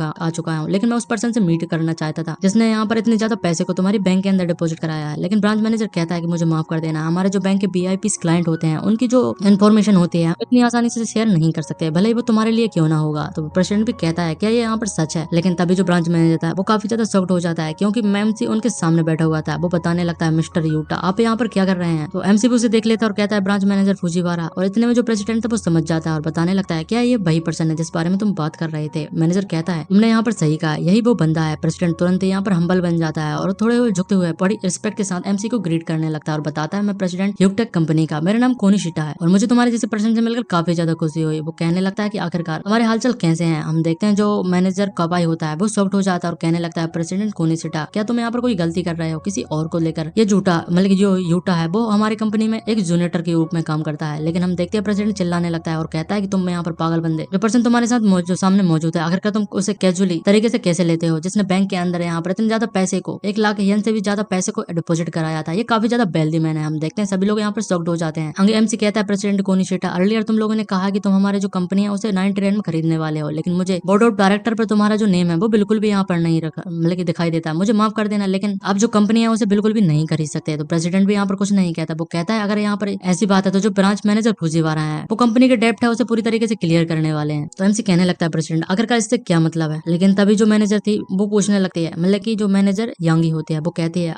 लेकिन मुझे इससे पहले एक चीज को पूछना पड़ेगा। एमसी कहता है कि यहाँ पर जो पीपल इस चीज में इन्वॉल्व है जिन्होंने फेक बुक को क्रिएट किया है मैं उसे लीगली यहाँ पर कंपनी को सेल करने के तौर पर अच्छे से उन्हें ट्रीट करने वाला हूँ। जिसके बाद एमसी यहाँ पर मैनेजर कावाई की तरफ इशारा करते हुए कहने लगता है कि तुम लोगों ने इस सारी चीजों को बीच में अपने हाथ को यहाँ पर घुसेड़ा है तो तुम्हारी जो इन्वेस्टिगेशन है ब्रांच मैनेजर फुजीवारा करने वाले हैं और चिंता करने की कोई भी जरूरत नहीं, हम लोग इसे बड़ी अच्छे से कोऑपरेट करने वाले हैं। फुजीवारा कहता है कि अथॉरिटीज और कंडक्ट पूरी इन्वेस्टिगेशन के साथ होने वाला है। हम देखते हैं जो मैनेजर कवाई होता है वो काफी ज्यादा घबरा चुका था और कहता है मुझे कह दो ये सब चीजें झूठी होने वाली हैं। और अगले ही हम दिन देखते हैं वो अरेस्ट हो चुका था अपनी ही कंपनी को अंदर से बेचने के लिए। हम देखते हैं जिसके बाद जो मैनेजर यांगी होता है और हमारा एमसी था वो दोनों ही ड्रिंक कर रहे होते हैं। मैनेजर उसे शुक्रिया कहती है हमारी कंपनी को, लेकिन मेरी कंपनी को यहाँ पर बचाने के लिए मुझे काफी ज्यादा अप्रिशिएट करती है। और हम देखते हैं एमसी कहता है नहीं इसमें कोई भी बड़ी बात नहीं है। लेकिन जो अब कंपनी थी वो एमसी की हो चुकी थी, लेकिन वो अभी भी कहता है कि मैं मैनेजर यांगी को चाहता हूँ कि वो कंपनी को लीड करें, लेकिन इस बार तुम्हें केयरफुल रहना होगा, अगली बार तुम फ्यूचर में पास्ट के जैसे बिल्कुल किसी और के साथ मूर्ख नहीं बन सकती। और हम देखते हैं जो यांगी थी उसने कुछ ज्यादा ही पी ली थी, वो शर्माते जा रही थी और कहती है लेकिन मैं काफी ज्यादा जल्दी लोगों की बातों में आ जाती हूँ। और वो उठकर एमसी के पास जाने लगती है और कहती है आखिरकार हम और क्यों नहीं पीते। और हम देखते हैं वो जाते हुए गिर जाती है, एमसी उसे पकड़ लेता है। यांगी बताने लगती है ऐसा लगता है मैंने अपने एंकल को मोड़ लिया है, क्या तुम मुझे अपस्टर मेरे रूम में जाकर छोड़ सकते हो। और वो शर्मा रही थी और वो साथ ही में कहती है लेकिन तुम्हें मुझे प्रॉमिस करना होगा तुम इस स्ट्रेंज सिचुएशन का कोई भी फायदा नहीं उठाने वाले। एमसी उसे ले जाता है और कहता है मैं इन सारी चीजों को समझ चुका हूँ। वो उसे रूम में छोड़ देता है और कहने लगता है यांगी जो कि अब न्यू प्रेसिडेंट बन चुकी है कंपनी की, मैं अब वापस चला जाता हूँ। लेकिन हम देखते हैं जो यांगी थी उसे पकड़ लेती है और पकड़कर उसे किस करने लगती है और बताती है कि यहाँ पर इस बार तुम मेरे ट्रिक में आकर फंस चुके हो। हम देखते हैं एमसी भी इसी मौके का इंतजार कर रहा था और वो तुरंत ही यांगी को लिटा देता है और दोनों ही मूड बनाने लगते हैं और हमें बताते हैं कि 6 घंटे बीत चुके थे उन्हें मंजिल लेते हुए। एमसी बताने लगता है इसमें तुम्हारी ही गलती थी क्योंकि तुमने मुझे प्रोवोक किया था। और वो हंसने लगता है। तभी जो मैनेजर होती है वो फिर से उसे प्रोवोक कर लेती है और हम देखते हैं एमसी काफी ज्यादा एक्साइटेड हो जाता है और उनका नेक्स्ट राउंड फिर से शुरू हो जाता है। लेकिन तभी सीन शिफ्ट होता है, हमें एमसी दिखाते हैं। एमसी को मिशन मिलता है कि तुम्हें आज का दिन खत्म होने से पहले 50 पेनीज को स्पेंड करना होगा और जो बोनस है उसे रैंडम तरीके से मिलने वाला है। जिसके बाद हमें एमसी जो था मैनेजर से कहने लगता है कि तुम इस बारे में क्या सोचते हो कि मैं कंपनी के अंदर और थोड़ा इन्वेस्ट कर देता हूँ। लेकिन जो मैनेजर होती है वो मना कर देती है। अब मतलब की प्रेसिडेंट हो चुकी है, हम उसे प्रेसिडेंट ही बुलाएंगे क्योंकि वो बताती है उससे पहले जो डैमेज हुआ है कावाई इंसिडेंट के दौरान उससे पहले रिकवर करना होगा। बाकी के बाद में जो अंदर की और भी जो लोग थे जो पकड़े नहीं गए हैं उन पे मुझे काफी ज्यादा ध्यान देना होगा। कंपनी के फाइनेंस परफॉर्मेंस पर मुझे बहुत कुछ चीजें करनी है, लेकिन मेरे पास काफी ज्यादा कॉन्फिडेंस है, मैं अकेले ही उसे रिकवर कर सकती हूँ और उसे नए लेवल तक भी ले जा सकती हूँ। जिसके उसके बाद वो एमसी को किस करती है और कहने लगती है तुम्हारा बहुत बहुत शुक्रिया, और ये मेरा ग्रेटेस्ट तरीका है जो मेजर शेयर होल्डर है उसे रिपे करने के लिए। और वो काफी ज्यादा शर्माने लगती है और वहां से जाने लगती है। तभी एमसी को एक फोन आ जाता है, वो उसे उठाते हुए कहने लगता है यामागुची क्या हुआ कि जो आंट है वो हॉस्पिटलाइज हो चुकी है। वो हॉस्पिटल में चला जाता है। यामागुची उसका एक दोस्त है जिसकी जो मदर होती है वो हॉस्पिटलाइज हो जाती है। उसकी मदर बताती है कि अभी तक मुझे यहाँ पर कोई भी प्रॉब्लम नहीं थी, लेकिन अचानक से मुझे सिकनेस हो जाती है। एमसी बताता है चिंता करने की कोई भी जरूरत नहीं, ये बस सालों की थकावट है जो यहाँ पर अब साथ में निकल रही है। वो एप्पल को छीलते हुए बातें करते जा रहा था। तभी वो एमसी जो था उसके दोस्त से कहता है कि हम लोग यहाँ पर बचपन से ही दोस्त थे और मैं हमेशा यहाँ पर यामागुची के हाउस में, मतलब कि उसी दोस्त के हाउस में खाना खाने के लिए आया करता था और मैं एक्स्ट्रा ही खा लेता। उसका दोस्त भी हंस रहा था और वो आंट को एक एप्पल देने लगता है। एमपी सोचता है कि यहाँ पर दरअसल बात ये थी कि मैंने उसे इसलिए बुलाया था क्योंकि मैं हॉस्पिटल की जो फीस है उसके लिए कुछ पैसे मांगना चाहता था, लेकिन अभी अभी मुझे यहाँ पर न्यूज मिली है जो यूटो की कंपनी है उसमें काफी ज्यादा ट्रबल मचा हुआ है और उसकी यंगर सिस्टर भी अभी यूनिवर्सिटी स्टार्ट करने वाली है, तो मुझे लगता है ये इम्पॉसिबल होने वाला है। तभी एक नर्स और दो काफी ज्यादा यहाँ पर हट्टे कट्टे बंदे आ जाते हैं। नर्स कहने लगती है रूम नंबर 42, क्या ये यही रास्ता है? अब एक बंदा कहने लगता है यामागुची हमें तुम्हारे रूम्स को यहाँ पर इमीडिएटली मूव करने की जरूरत है, लेकिन तभी जो दोस्त है यामागुची वो वहाँ पर आ जाता है और कहने लगता है आखिरकार यहाँ पर क्या कर रहा है? मैंने कहा था कि मुझे हॉस्पिटलाइजेशन की जो फीस है वो कुछ दिन में चुका दूंगा, उसके लिए मुझे थोड़ा समय दो, हमें बाहर निकालने की कोई भी जरूरत नहीं। लेकिन नर्स बताती है हॉस्पिटल फीस हम लोगों को एक रेंट जो कैश है वो मिल चुका है कुछ समय पहले और आप लोगों को वीआईपी रूम में शिफ्ट कर दिया जाता है। जो पेमेंट है वीआईपी रूम की वो भी यहाँ पर सेटलमेंट हो चुकी है। जो बंदा था यामागुची वो शॉक्ड हो जाता है और वो कहने लगता है बन रैन। तो नर्स बताती है जो पेमेंट है वो हमने रिसीव कर लिया है और वो भी किसने की है? जो साथ में तुम्हारे जेंटलमैन खड़ा है उसने। और जो दो बॉडी बिल्डर थे वो हम देखते हैं यामागुची की मदर को लेकर जाने लगते हैं। वो लोग कहते हैं हम आपको सीधे यहाँ पर एक स्पेशल सर्विस के दौरान आपके वीआईपी रूम में शिफ्ट कर देते हैं। हम देखते हैं यामागुची की मदर भी काफी ज्यादा खुश हो जाती है और जो दोनों बंदे थे उसे अपने हाथों पर उठाकर ले जाने लगते हैं स्पेशल हॉस्पिटल रूम में। हम देखते हैं जो दोनों बंदे थे वो कहते हैं हम दो मतलब 24/7 आपकी सेवा में यहाँ पर हाजिर हैं और अपनी बॉडी को भी फ्लेक्स कर रहे थे। उसकी मदर इससे काफी ज्यादा खुश हो रही थी। तभी यामागुची कहने लगता है यूटो क्या मैं यहाँ पर सपना देख रहा हूँ या पर कुछ? एमसी उसकी बातों को सुनते जा रहा था। यामागुची कहता है क्या यहाँ पर तुम मुझे थोड़ा पंच मार कर बता सकते हो कि मैं अभी सपने देख रहा हूँ कि नहीं? वो एमसी उसे थोड़ा पंच मारता है लेकिन इससे उसे काफी ज्यादा दर्द हो जाता है। एमसी कहता है कि ये पेनाल्टी है, तुमने मुझे यहाँ पर हॉस्पिटलाइजेशन की फीस के बारे में क्यों नहीं बताया था? क्या हम लोग दोस्त यहाँ पर बिल्कुल भी नहीं है? तो यामागुची हिचकिचाने लगता है और कहता है कि इसके बारे में मुझे यहाँ पर माफ कर दो। लेकिन एमसी कहता है चिंता करने की कोई भी जरूरत नहीं, अगर तुम्हारे पास जब पैसे की जरूरत हो तो तुम मुझसे आकर सीधा मांग सकते हो, क्योंकि जो आंट की ट्रीटमेंट है वो सबसे पहले प्योरिटी करती है। तो जिस वजह से हम देखते हैं यामागुची रोने लगता है और कहता है तुम्हारा बहुत बहुत शुक्रिया। सिस्टम नोटिफिकेशन देता है कि तुमने जो मिशन था उसे कंप्लीट कर लिया है और उसे आई ऑफ द रूलर के नाम का एक जो ट्रेट है वो मिल जाता है। वो एमसी सोचने लगता है आखिरकार ये बोनस किस तरीके का है, उसे समझ में नहीं आ रहा था। जिसके बाद हम देखते हैं वो हॉस्पिटल के अंदर हमें नेक्स्ट स्पेशल रूम में बताया जाता है जो उसी के रूम के बाजू में था। एक लड़की जिसका नाम कैसी यूनिवर्सिटी की स्टूडेंट या हमारा मीका होता है, वो कहने लगती है यंगर ब्रदर को क्या मुझे फोन लगाना चाहिए? वो उसके फादर से बात कर रही थी। वो फादर कहने लगता है नहीं नहीं, मेरी जो यूजुअल कंडीशन थी वो इतनी ज्यादा बुरी भी नहीं थी। एक रीजन था मैंने तुम्हें यहाँ पर बुलाया था क्योंकि मैं कंपनी के मैनेजमेंट को यहाँ पर तुम्हारे ऊपर सौंपना चाहता था। वो एक फाइल के अंदर सारी चीजें उसे दे देता है जिसके अंदर कंपनी के सारे अरेंजमेंट लिखे हुए थे। और वो कहने लगता है मीका तुम कैसे अकेडमी में एक एलाइट के तौर पर हो, जो प्रोजेक्ट है वो तुम्हारे लिए और तुम्हारे मेजर के हिसाब से परफेक्टली तुम्हें फिट होने वाला है, तो मैं यहाँ पर तुम्हें इस चीज को हैंडल कर रहा हूँ और मुझे तुमसे काफी ज्यादा उम्मीद है। तो वो कहने लगती है मैं इस बार को जो वर्क है उसे केयरफुली तरीके से करूंगी और आपको सिर्फ यहाँ पर आराम करने पर ध्यान देना चाहिए। वो डैड कहने लगता है प्लीज इन सारी चीजों को तुम्हारे यंगर ब्रदर को बताने की कोई भी जरूरत नहीं, जो कि सेंजी होता है और शायद ये वही सेंजी होने वाला है जिसके साथ अभी हमारे एमसी की बहस हुई थी। और हम देखते हैं जो मीका थी वो वहां से जाने लगती है, लेकिन तभी एक लेडी और उसके साथ दो हम लोगों को भी देखते हैं। जो लेडी थी वो कहने लगती है ये लड़की कुछ ज्यादा ही अच्छी लग रही है और ऐसा लगता है कि इसके पास काफी ज्यादा वेल्दी एसेट्स भी होने वाले हैं। जो औरत थी वो एकदम से उस लड़की के सामने आ जाती है, मतलब कि मीका के सामने आ जाती है और गिर जाती है। वो बताने लगती है तुम्हें ध्यान देना चाहिए, आखिरकार तुम यहाँ पर कहाँ पर चल रही हो? लेकिन मीका कहती है तुम ही वो थी जिसने मुझे धक्का दिया था। लेकिन वहाँ पर जो दो लोग मौजूद थे वो उस लेडी का यहाँ पर साथ देने लगते हैं और कहते हैं कि तुम हमने भी देखा है कि तुम ही नहीं उस बूढ़ी औरत को धक्का दिया है, प्रिटेंड करने की कोशिश बिल्कुल भी मत ना करना कि यहाँ पर कुछ भी नहीं हुआ। और वो मीका को पकड़ने लगता है और पीछे के धकेलने लगता है, लेकिन तभी एमसी आकर उसे पकड़ लेता है और हम देखते हैं उसकी जो आई ऑफ द थ्रोट थी वो एक्टिवेट हो जाती है। मीका एमसी को धन्यवाद करती है, लेकिन जो एमसी था उसकी नजर कहीं और जा रही थी, वो शर्माने लगता है।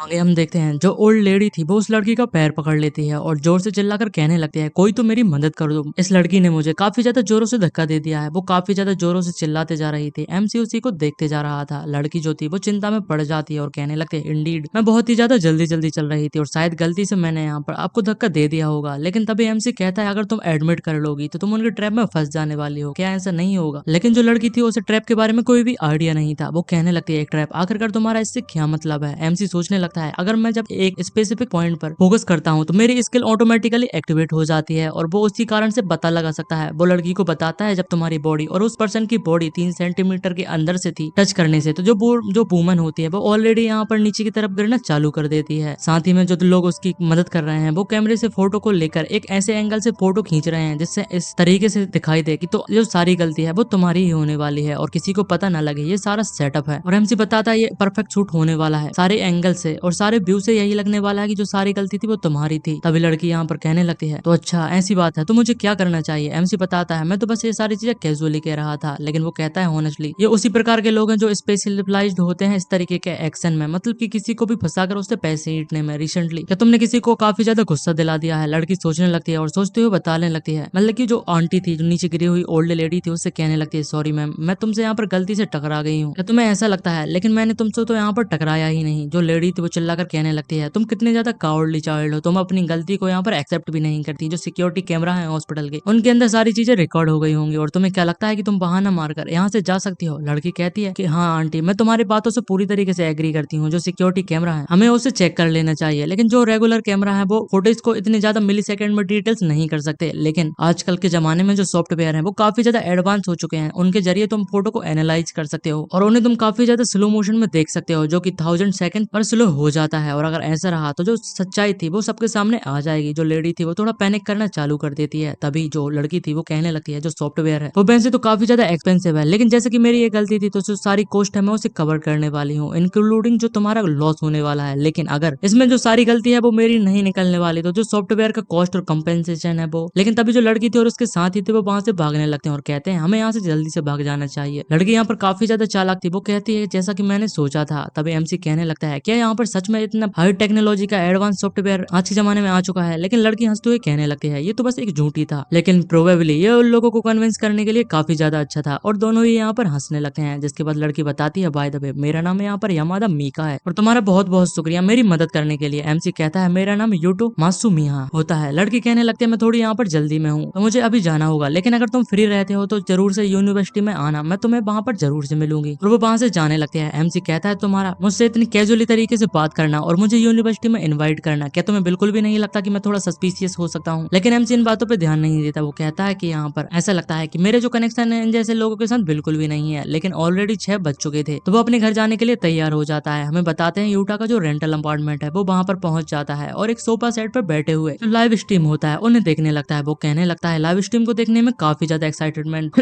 होती है और हम देखते हैं दो पॉपुलर क्रिएटर का वहाँ पर पीके चल रहा था, जो उन दोनों के बीच में लाइव मैच चलता है और जिनकी ऑडियंस ज्यादा होती है, मतलब कि जिन्हें ज्यादा पॉपुलरिटी मिलती है वो इस मैच में जीत जाते हैं। जिनमें से हम पहली पिंक कलर की बालों वाली लड़की को देखते हैं। वो सभी से अपने आप को सपोर्ट करने के लिए कह रही थी और काफी ज्यादा उसने छोटे कपड़े हुए पहने थे। लोग उसे यहाँ पर इमोजी, लाइक्स और पैसे भेजते जा रहे थे। और वहीं हम दूसरी तरफ एक लड़की को देखते हैं जो उससे कहीं उम्र में कहीं ज्यादा छोटी लग रही थी और उसने पूरे कपड़ों को अपने अच्छे से पहन रखा था और वो इस पीके मैच में हार रही होती है। वो सभी से यहाँ पर और ज्यादा वोट करने के लिए कहती है और अपने आप को सपोर्ट करने के लिए कहती है, लेकिन सामने वाली लड़की कहती है इन दी एंड ऐसा लगता है कि मैं यहाँ पर जीतने वाला हूँ। तो हमें जो सामने वाली लड़की होती है हमें उनका अभी नाम नहीं बताया गया है तो क्या पनिशमेंट देनी चाहिए। तो लड़की कहने लगती है जैसे कि वो एक स्ट्रीमर है तो हमें उसे स्ट्रीम के अंदर जो गेम है उसके पैरों से कंट्रोल करने के लिए उसे चैलेंज देना चाहिए। लेकिन तभी एमसी की जो आई ऑफ द रूलर होती है वो एक्टिवेट हो जाती है और वो कमेंट में लिखने लगता है कि जो सामने वाली जो लड़की थी जिसने पूरे कपड़े पहने हुए हैं उसके लेग काफी ज्यादा छोटे हैं और इस कारण से जो उसका प्रोपोर्शन है वो काफी ज्यादा ऑफ है, इसलिए वो टेबल पर इतने अच्छे से परफॉर्म नहीं कर पाएगी, तुम्हें ऐसा नहीं करना चाहिए। और वो उस लड़की को कमेंट कर देता है, लेकिन जो पिंक वालों वाली लड़की थी वो उससे काफी ज्यादा चिढ़ जाती है और कहती है कि मैं इतने ज्यादा लंबे समय से स्ट्रीम कर रही हूँ और तुम्हें क्या लगता है कि मैं यहाँ पर स्ट्रीम के अंदर बिगनर हूँ और मुझे इन बारे में कुछ भी नहीं पता। फर्स्ट ऑफ ऑल तुम्हें इतने ज्यादा जो एंटी कमेंट्स है उन्हें नहीं करना चाहिए। और हम देखते हैं वो उसे उसकी स्ट्रीम से ब्लॉक कर देती है। एमसी शॉक्ड हो जाता है और जो उसकी ऑडियंस थी वो भी हमारे एमसी को क्रिटिसाइज करने लगती है और वो सभी को बताती है चिंता करने की कोई भी बड़ी बात नहीं, हमने उसे ऑलरेडी ब्लॉक कर दिया है। और एमसी को फोर्सफुली उसकी स्ट्रीम से निकाल दिया जाता है। एमसी कहने लगता है इनक्रेडिबल, ऐसा लगता है कि जो पर्सन की अकेले की जो ओपिनियन होती है वो यहाँ पर शेयर करने से कोई भी फायदा नहीं है। जिसके बाद एमसी जो सामने वाली लड़की थी जिसने पूरे कपड़े पहने हुए थे उसके पास पहुंच जाता है, जिसका नाम मारियाना होता है। वो इस टीम को चेक करने लगता है। तभी जो मारियाना थी वो कहने लगती है नहीं नहीं जो पीके टाइम है वो ओवर होने वाला है और सभी को मेरी मदद करनी होगी। वो काफी ज्यादा टेंस में चली जाती है और तभी हमारा जो एमसी था उसकी स्ट्रीम में एंटर कर जाता है और वो उससे जो जायंट फेरी के जो स्टिकर्स थे जो कि पैसों में कन्वर्ट हो जाते हैं उन्हें 5x करके सेंड कर देता है, जिससे दोनों ही स्टीमर जो गर्ल्स थी वो शॉक्ड हो जाती हैं। जो जायंट फेरी होता है वो बनियन को कॉस्ट करता है और 5 टाइम उसने सेंड कर दिया था जो कि 5 9 के बराबर था और आज के जमाने में वो काफी ज्यादा पैसे होते हैं। और जो मारियाना होती है हम देखते हैं जो पीके स्ट्रीम थी उसमें कमबैक कर लेती है। मारियाना काफी ज्यादा खुश हो चुकी थी। वो कहने लगती है यूटू-सान तुम्हारा बहुत बहुत शुक्रिया मुझे सपोर्ट करने के लिए। और जो सामने वाली पिंक हेयर की लड़की थी वो कहने लगती है यूटू यूटो, ये तो मुझे कुछ सुना सुना सा लग रहा है, ये काफी ज्यादा फेमिलियर पर्सन है। और वो अपने पोज को चेंज करते हुए काफी ज्यादा सेडक्टिव तरीके में सभी को काफी ज्यादा हार्डर ट्राई करने के लिए कहने लगती है। और इस लड़की का नाम युकाची होता है। वो बताते हैं कि युकाची है, तुम सभी को के लिए जो लेटेस्ट स्ट्रेच है वो करने वाली है। लेकिन हम देखते हैं एमसी के सामने कौन टिकने वाला था, वो जॉइंट फेरी को 10 गुना करके भेज देता है। सभी लोग काफी ज्यादा शौक थे, वो कहने लगते हैं नहीं नहीं नहीं, अनदर 10 यहाँ पर आ चुके हैं। ऐसा लगता है वो रिपीट करते ही जा रहा है, उसकी उंगली लगातार दबते ही जा रही है। आखिरकार जो इतना बिग स्पेंडर है वो कैसे शो हो चुका है, ये तो कम्प्लीटली तरीके से पूरे जो पीके का रिजल्ट था उसे बदल देने वाला है। मारियाना काफी ज्यादा खुश हो चुकी थी, वो कहने लगती है देन यामाची, मतलब कि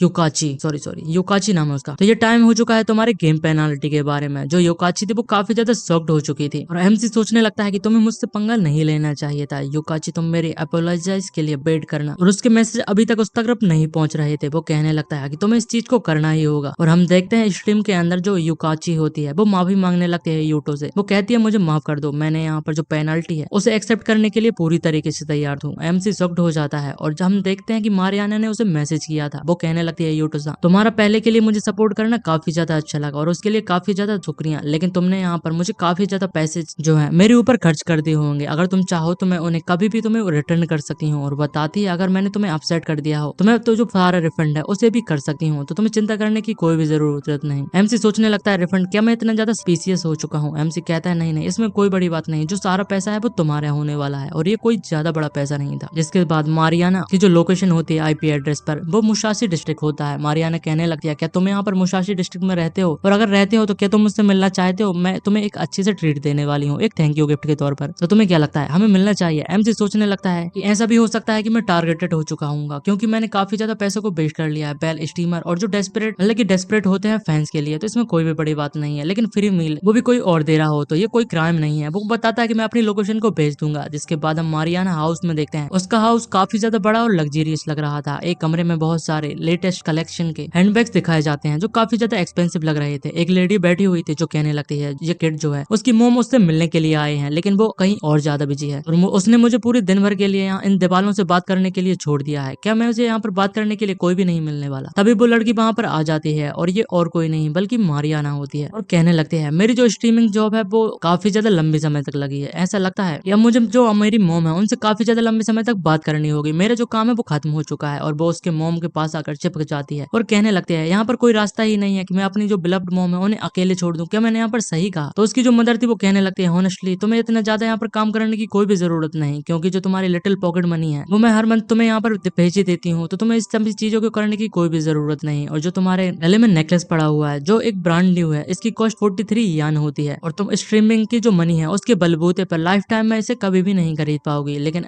जो मारियन थी उसे किसी मतलब इस चीज से कुछ भी फर्क नहीं पड़ता और वो कहने लगती है वो स्ट्रीमिंग मनी के लिए नहीं करती, लेकिन वो इस चीज को फैंस के लिए करती है और वो इसे करना काफी ज्यादा पसंद है। जिसके बाद वो बताने लगती है मैं स्ट्रीम पर एक बंदे से मिली थी जो काफी ज्यादा मतलब की इंटरेस्टिंग है, लेकिन उसकी मदर कहने लगती है मैंने तुमसे हजारों बार नहीं 100 बार कहा है कि तुम्हारी जल्दी अरेंज मैरिज होने वाली है, तो तुम्हें यहाँ पर जो नानियो ट्रेडिंग कंपनी का सन है उसके साथ शादी करनी होगी, तो तुम्हें जो बियर्ड रिलेशनशिप के जो थॉट्स हैं उन्हें छोड़ देना चाहिए। और उसकी मदर खड़ी हो जाती है। लेकिन हम देखते हैं जो मारियान थी वो कहने लगती है बट मॉम मैं तो यहाँ पर जो मैरिज है वो बिल्कुल भी नहीं करना चाहती, मतलब कि अभी नहीं करना चाहती। तो उसकी मदर जाते हुए कहने लगती है ऑलराइट अगर तुम्हें यहाँ पर कोई भी कंप्लेंट है तो तुम्हें अपने डैड से बात करनी होगी, इसमें मैं कुछ भी नहीं कर सकता। जिसके बाद सीन शिफ्ट हो जाता है, हम एमसी को देखते हैं वो बाहर जा रहा था और कहता है मैं मुझे काफी ज्यादा भूख लग चुकी है और मुझे खाने के लिए कहाँ जाना चाहिए। उसके मन में काफी ज्यादा अच्छी अच्छी जो डिशेस थी वो आते जा रही थी। वो सोचने लगता है आखिरकार मुझे यहाँ पर जो ग्रिल्ड चिकन है उसके साथ बियर लेनी चाहिए। जिसके बाद वो इजाकिया टोक्यो मतलब कि टाइकियो नाम की एक प्लेस पर आ जाता है जहाँ पर हमें सुनाई देता है कोई कह रहा था प्लीज जो रेंट का पेमेंट है क्या आप कुछ और देर तक होल्ड कर सकते हैं, मैं उसे जरूर से चुका दूंगा। एक हम आदमी को देखते हैं वो किसी से रिक्वेस्ट कर रहा था, वो बताता है कि जो सेल्स है अभी काफी ज्यादा डाउन चल रही है, इसलिए मैं जो प्रॉपर्ली तरीके से रेंट है उसे पे नहीं कर सकता। सामने हम देखते हैं उस प्रॉपर्टी की लैंडलेडी खड़ी हुई थी, वो बताती है मैं तुम्हें यहाँ पर कह रही हूँ मैं वेट करने के लिए तैयार हूँ, लेकिन ऐसा नहीं है कि मैं यहाँ पर कोई चैरिटी चला रही हूँ, मुझे भी पैसे की जरूरत पड़ती है। अगर तुम रेंट को पे नहीं कर सकते तो तुम्हें इस प्लेस को छोड़कर चला जाना चाहिए, और जैसे कि तुम रेंट को पे नहीं कर सकते तो हमें जो किचन के इक्विपमेंट है उन्हें सीज करना होगा। लेकिन वो बंदा घबरा जाता है और कहता है नहीं नहीं ऐसा मत कीजिए। लेकिन हम देखते हैं लैंडलेडी अपने आदमियों से कहती है चिल्लाते हुए जो कुछ भी तुम्हें मिले वो सारी चीज तुम्हें उठला ले जाना चाहिए। लेकिन वो आदमी उन्हें समझाने की कोशिश करता है और कहता है हमारा जो ग्रिल्ड है उसमें स्पेशल ऑर्डर के साथ बनाया गया है और इसकी जो कॉस्ट है वो काफी ज्यादा है, लेकिन जो रेंट है वो सिर्फ 150 सेंट है। तो ये मुझे बिल्कुल भी समझ में नहीं आ रहा। लेकिन हम देखते हैं जो आदमी थे वो उसे धक्का देते हैं और कहते हैं अगर हम इस चीज को बेच भी देंगे तो हमें कुछ ज्यादा पैसा नहीं मिलने वाला, ये तो तुम्हारा शुक्रिया होना चाहिए कि हम सारी चीजों को उठाकर लेकर नहीं जा रहे। वो आदमी गिरने वाला था, लेकिन एमसी तभी वहां पर आ जाता है और उस बंदे को पीछे से पकड़ लेता है। हम देखते हैं वो बंदा बहुत ज्यादा कोशिश करने के बाद भी उसकी बॉडी को मूव नहीं कर पा रहा था। वो काफी ज्यादा टेंस में आ जाता है। एमसी उससे कहता है क्या तुम यहाँ पर टेनेंट स्पेस के ओनर हो, आखिरकार तुम्हें कितने ज्यादा इस शॉप के लिए पे करने की जरूरत है? वो सारे पैसे मैं चुकाने वाला हूँ। जो औरत थी वो कहने लगती है आखिरकार तुम कौन हो और उसकी बदल तुम पे करने वाले हो, लेकिन आखिर ऐसा क्यों करने वाले हो? वो बताती है कि जब से मैंने जो रेंट रखा था उसे काफी ज्यादा लो रखा था, क्योंकि मैं काफी ज्यादा काइंडनेस माइंड वाली पर्सन हूँ, लेकिन मैंने तुम्हें यहाँ पर जो स्टोर है उसे भी ओपन करने दिया था। जिसके बाद वो कहने लगती है लेकिन तुम्हें यहाँ पर पता है कि जो सारी प्लेसेस है यहाँ की रिडेवलपमेंट के अंडर में जाने वाली हैं और ऐसा कॉमर्शियल एरिया बनने वाला है, तो मेरे पास कोई रास्ता नहीं है। मुझे जो सेम रेंट है वो मैं नहीं रख सकती, मुझे भी रेंट को बढ़ाना होगा। तो बंदा कहने लगता है कि तुमने यहाँ पर ये कहा है, लेकिन हर बार रिडेवलपमेंट के नाम पे जब से वो अनाउंस हुआ है तुम प्राइस को बढ़ाते ही जा रही हो। लेकिन जो लेडी थी वो उसे चुप करा देती है और कहती है जो साथ की तीनों शॉप है मेरी होने वाली है, और अभी यहाँ पर एक जो ऑफर है वो भी चल रहा है कि तुम अपनी जो शॉप है उसे रेंट कर सकते हो, वो भी 2 येन के बदले में, और मुझे वो ऑफर चाहिए क्योंकि वो मुझे काफी ज्यादा फायदेमंद है। एमसी अपने फोन को निकाल कर किसी से बात करने लगता है और कहता है ब्रांच मैनेजर फूजीवारा, और वो उससे बात करने लगता है। लेडी उससे कह रही होती है अगर तुम्हें यहाँ पर 80 सेंट को 1 येन में रेंट में मंथली देने के लिए तैयार हो तो मैं इस बारे में सोच भी सकती हूँ। एमसी तभी कहता है क्या पेपर वर्क कंप्लीट हो चुके हैं, तुम्हारा बहुत बहुत शुक्रिया। जिसके बाद एमसी कहता है कि हमें इस तरीके की चीजों को जो ओनरशिप के राइट है उसे डिस्कस करने की कोई भी जरूरत नहीं, क्योंकि जो प्लेस है ऑलरेडी मेरी हो चुकी है। लेकिन जो लेडी थी वो हंसते हुए कहने लगती है तुम्हारी क्या तुम्हें यहाँ पर पता है कि ये प्लेस मेरे नाम पर है, और क्या तुम अपने दिमाग से पागल हो चुके हो? जो पूरी बिल्डिंग है वो मेरे नाम पर मौजूद है, चाहे तुम मुझे कितने भी ज्यादा पैसे क्यों ना देने वाले हो, मैं इसे बेचने वाला बिल्कुल भी नहीं है। और वो अपने आदमियों से कहने लगती है कि तुम लोग यहाँ पर क्या बातें सुन रहे हो, जल्दी करो और वहां पर जो भी सामान मौजूद है उसे यहाँ पर उठाकर लेके आओ। हम देखते हैं वो शॉप के पास जाने लगते हैं, लेकिन एमसी जो था उन दोनों को ही अकेले के दम पर संभाल लेता है और उन्हें काफी ज्यादा दूर धकेल देता है, जिससे लेडी भी काफी ज्यादा घबरा चुकी थी और कहने लगती है आखिरकार तुम क्या करने की कोशिश कर रहे हो? मैं तुम्हें पुलिस को पकड़ा दूंगी, मैं पुलिस को कॉल करने वाली हूँ। एमसी कहता है कि मैं तो बस कंफर्म कर रहा था कि तुम्हारे पास सिर्फ एक ही राइट है, जो कि कॉमर्शियल प्रॉपर्टी को यूज करने के लिए। तभी हम देखते हैं वहां पर बहुत बड़ी बड़ी मशीनरीज आ जाती हैं जो इस पूरे प्लेस को डिस्ट्रॉय कर सकती हैं। एमसी कहता है ऑन दी अदर हैंड मैंने इस पूरी लैंड को जो एंटायर डाउनटाउन है उसे परचेज कर लिया है, मैं कुछ भी कर सकता हूँ। अभी जो वर्कर्स थे वो आ जाते हैं और कहते हैं सर हमें कहाँ से स्टार्ट करना चाहिए? जो लेडी थी वो चिल्लाने लगती है और कहती है आखिरकार तुम क्या करने की कोशिश कर रहे हो? एमसी बताता है कि मुझे ऐसा लगता है कि अगर मैं चाहूँ तो यहाँ पर पूरे होल एरिया को फ्लैटन कर सकता हूँ, वो भी उसमें समय नहीं लगने वाला था, और जिसके बाद शायद मैं ऐसे 2 महीने 3 महीने यहाँ पर और भी ज्यादा लंबे समय तक ऐसे ही पड़ा रहने दूं। और मुझे नहीं लगता कि इसके बाद इसे कोई भी परचेस मतलब कि रेंट करने चाहता है। कुछ फ्यू हंड्रेड यानी मेरे लिए कुछ भी नहीं होने वाले, वो तो मेरे लिए बस एक लिटिल पॉकेट मनी के समान है। जो लेडी थी वो काफी ज्यादा घबरा जाती है और कहती है कुछ 100 येन, वो भी पॉकेट मनी, और ऐसा लगता है कि मैंने कम मतलब कि सच में किसी जो डेंजरस आदमी है उसे यहाँ पर परेशान कर दिया है। वो अपने घुटनों पर आ जाती है और कहती है प्लीज मुझे यहाँ पर माफ कर दो। वो बताती है लास्ट ईयर मेरी जो सारी इंस्टॉलमेंट थी वो फेल हो चुकी हैं और मेरे पास अपने जो सपोर्ट करने के लिए कुछ भी नहीं बचा है, बस ये रेंट करने के लिए दुकान ही बची थी, इसलिए मुझे ऐसा करना पड़ा था। एमसी कहता है कि तुम्हें यहाँ पर पता है कि तुम्हें क्या करने की जरूरत है? वो लेडी कहने लगती है अब से जो सारा एक्स्ट्रा रेंट है उसे छोड़ दिया जाएगा, साथ ही में जो इलेक्ट्रिसिटी बिल और वाटर बिल है वो हमारे ऊपर रहने वाला है, इस बारे में तुम क्या कहते हो? एमसी कहता है बेल अब तुम्हें यहाँ पर पता है कि तुम्हें क्या करना चाहिए। इस वजह से हम देखते हैं एमसी के जो अचीवमेंट्स पॉइंट होते हैं वो भी उसे मिल जाते हैं। जिसके बाद हम देखते हैं जो शॉप जिस बंदे ने रेंट की हुई थी वो एमसी को अच्छा अच्छा ग्रिल्ड सैंडविच और वगैरह वगैरह चीजें बनाकर खुआने लगता है। वो कहता है टुनाइट जो सारी प्लेस है वो तुम्हारे लिए रिजर्व की गई है, तुम जितना चाहे खा पी सकते हो। और वो कहता है कि मात्सुमिया सामा तुम्हारा बहुत शुक्रिया आज जो तुमने मेरे लाद के लिए यहाँ पर किया है। एमसी कहता है प्लीज मुझे इस तरीके से कहने की कोई भी जरूरत नहीं, और मैं हमेशा यहाँ पर आज से जो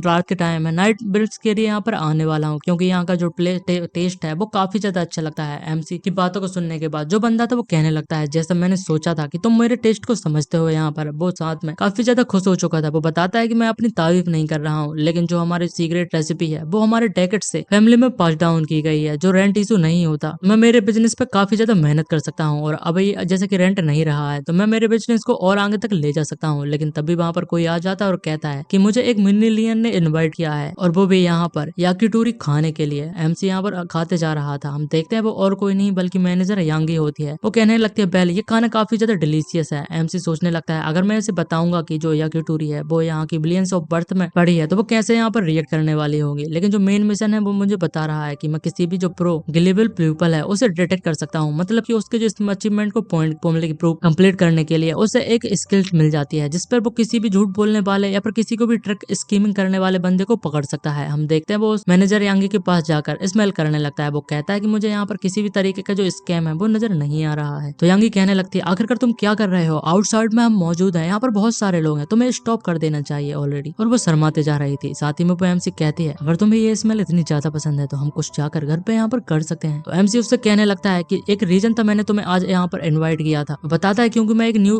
कंपनी को स्टार्ट करने वाला हूँ और इसमें मुझे तुम्हारी जरूरत है कुछ चीजों को सेटअप करने की और ऑफिस को डिसाइड करने की। जो प्रिपरेशन था कंपनी की वो तुम्हारे ऊपर होने वाला है। तो एमसी मतलब जो लड़की थी वो बताने लगती है तुम्हारा ये मतलब कि मैं सेक्रेटरी होने वाली हूँ। ऑफकोर्स ये मेरे लिए कोई भी बड़ी बात नहीं है। आगे वो बताती है बाय द वे किस टाइप के बिजनेस को तुम यहाँ पर करने वाले हो जिसमें तुम्हें ऑफिस की और वगैरह चीजों की जरूरत पड़ेगी। तो वो बताता है कि मैंने अब इस चीज में डिसाइड नहीं किया है लेकिन मैं सोच रहा हूँ जो इन्वेस्टमेंट कंपनी है शायद उस पर यहाँ पर काम करूँ। उसके लिए मुझे हेडक्वार्टर्स बनाने के लिए काफी ज्यादा अच्छी लोकेशन की जरूरत होगी, जितनी ज्यादा अच्छी उतनी ज्यादा बेहतर। एमसी सोचने लगता है आज सडनली मुझे एक आइडिया आ चुका है। जो मियाओ मियाओ सैन थी वो मेरे रास्ते में पड़ने वाली है जब मैं हेडक्वार्टर बिल्डिंग जाने वाला हूँ और मैं उसकी मदद भी कर सकता हूँ जिस वजह से मुझे काफी ज्यादा बोनस इफेक्ट भी मिलने वाले हैं। वो खुश लग रहा था। तभी हम देखते हैं जो मैनेजर थे वो कहती है ये भी काफी ज्यादा अच्छी बात है। आई एम सॉरी मतलब कि मैनेजर नहीं है वो एक प्रेसिडेंट बन चुकी है और मैंने जो करंट कंपनी है वो स्टार्ट की थी इसलिए मुझे काफी ज्यादा एक्सपीरियंस है और मुझे प्रोडक्ट और वगैरह फाइंड लोकेशन को फाइंड करने में कोई भी प्रॉब्लम नहीं होने वाले। एमसी कहता है लेकिन तुम्हें मनी को वेस्ट करने की कोई भी जरूरत नहीं। ऑलराइट क्या तुम समझ चुकी हो क्योंकि जो चीजें हैं यहाँ से और भी ज्यादा एक्सपेंसिव होने वाली हैं। हम देखते हैं तभी जो मैनेजर थी वो शॉपकीपर से कहते हैं ये सारा सामान को यहाँ पर हटाने के लिए, लेकिन एमसी कहता है आखिरकार क्यों। हम देखते हैं वो लोग घर पर आ जाते हैं और आते ही उन लोगों का जो माहौल है वो बनने लगता है और मैनेजर कहने लगते हैं ऑनेस्टली मैं काफी ज्यादा यहाँ पर मेहनत कर रही थी इस कंपनी को तुम्हारे लिए मैनेज करने के लिए, लेकिन तुम किसी और लड़की के साथ यहाँ पर मुझे चीट करने की कोशिश कर रहे हो। एमसी बताता है नहीं ऐसी कोई बात नहीं है, लेकिन लड़की बताती है कि तुम्हारे अंदर से किसी और के परफ्यूम की स्मेल आ रही है, तुम मुझे बुद्धू नहीं बना सकते। आगे वो बताती है मैं और भी ज्यादा तुमसे नहीं पूछने वाली, बस इतना यहाँ पर बता दो कि जब तुम्हें मदद करने मतलब की जरूरत पड़ने वाली है तो तुम्हें मुझे ही फोन करना होगा। मैं उन सारी चीजों को यहाँ पर अच्छे से ध्यान रख लूंगी। क्या तुम इस चीज को समझ चुके हो। बुक एमसी कहता है ऑफ कोर्स मैं इन सारी चीजों को समझ चुकी हूँ। जिसके बाद वो प्लेस पर जाने के लिए तैयार हो जाते हैं, लेकिन हमें दिखाते हैं उसका पीछा और कोई कर रहा था और एमसी की जो स्किल थी आई ऑफ द रूलर वो एक्टिवेट हो जाते हैं। एमसी को समझ में आ जाता है कोई उसको डिस्टेंस से फॉलो करने की कोशिश कर रहा है और इसी के साथ ये पार्ट एंड हो जाता है। वीडियो अच्छी लगी हो तो लाइक एंड सब्सक्राइब जरूर से कर दीजिएगा। इस वीडियो में मैंने 1 to 8 के जो सारे चैप्टर्स हैं उन्हें एक्सप्लेन कर दिया है और आगे के चैप्टर्स जो हैं वो अभी रिलीज नहीं हुए हैं। रिलीज होते ही मैं उन्हें भी आज एक्सप्लेन कर दूंगा अगर इस वीडियो को अच्छा यहाँ पर रिस्पॉन्स मिलता है तो, नहीं तो मैं तो वैसे भी कल एक न्यू मानवा को एक्सप्लेन करने वाला हूँ। तो वीडियो को दबा के लाइक कीजिएगा और कमेंट करना मत भूलिएगा। जितनी ज्यादा लाइक कमेंट मिलेंगी उतनी ही ज्यादा अच्छा लगेगा। तो keep supporting me. Thanks for watching.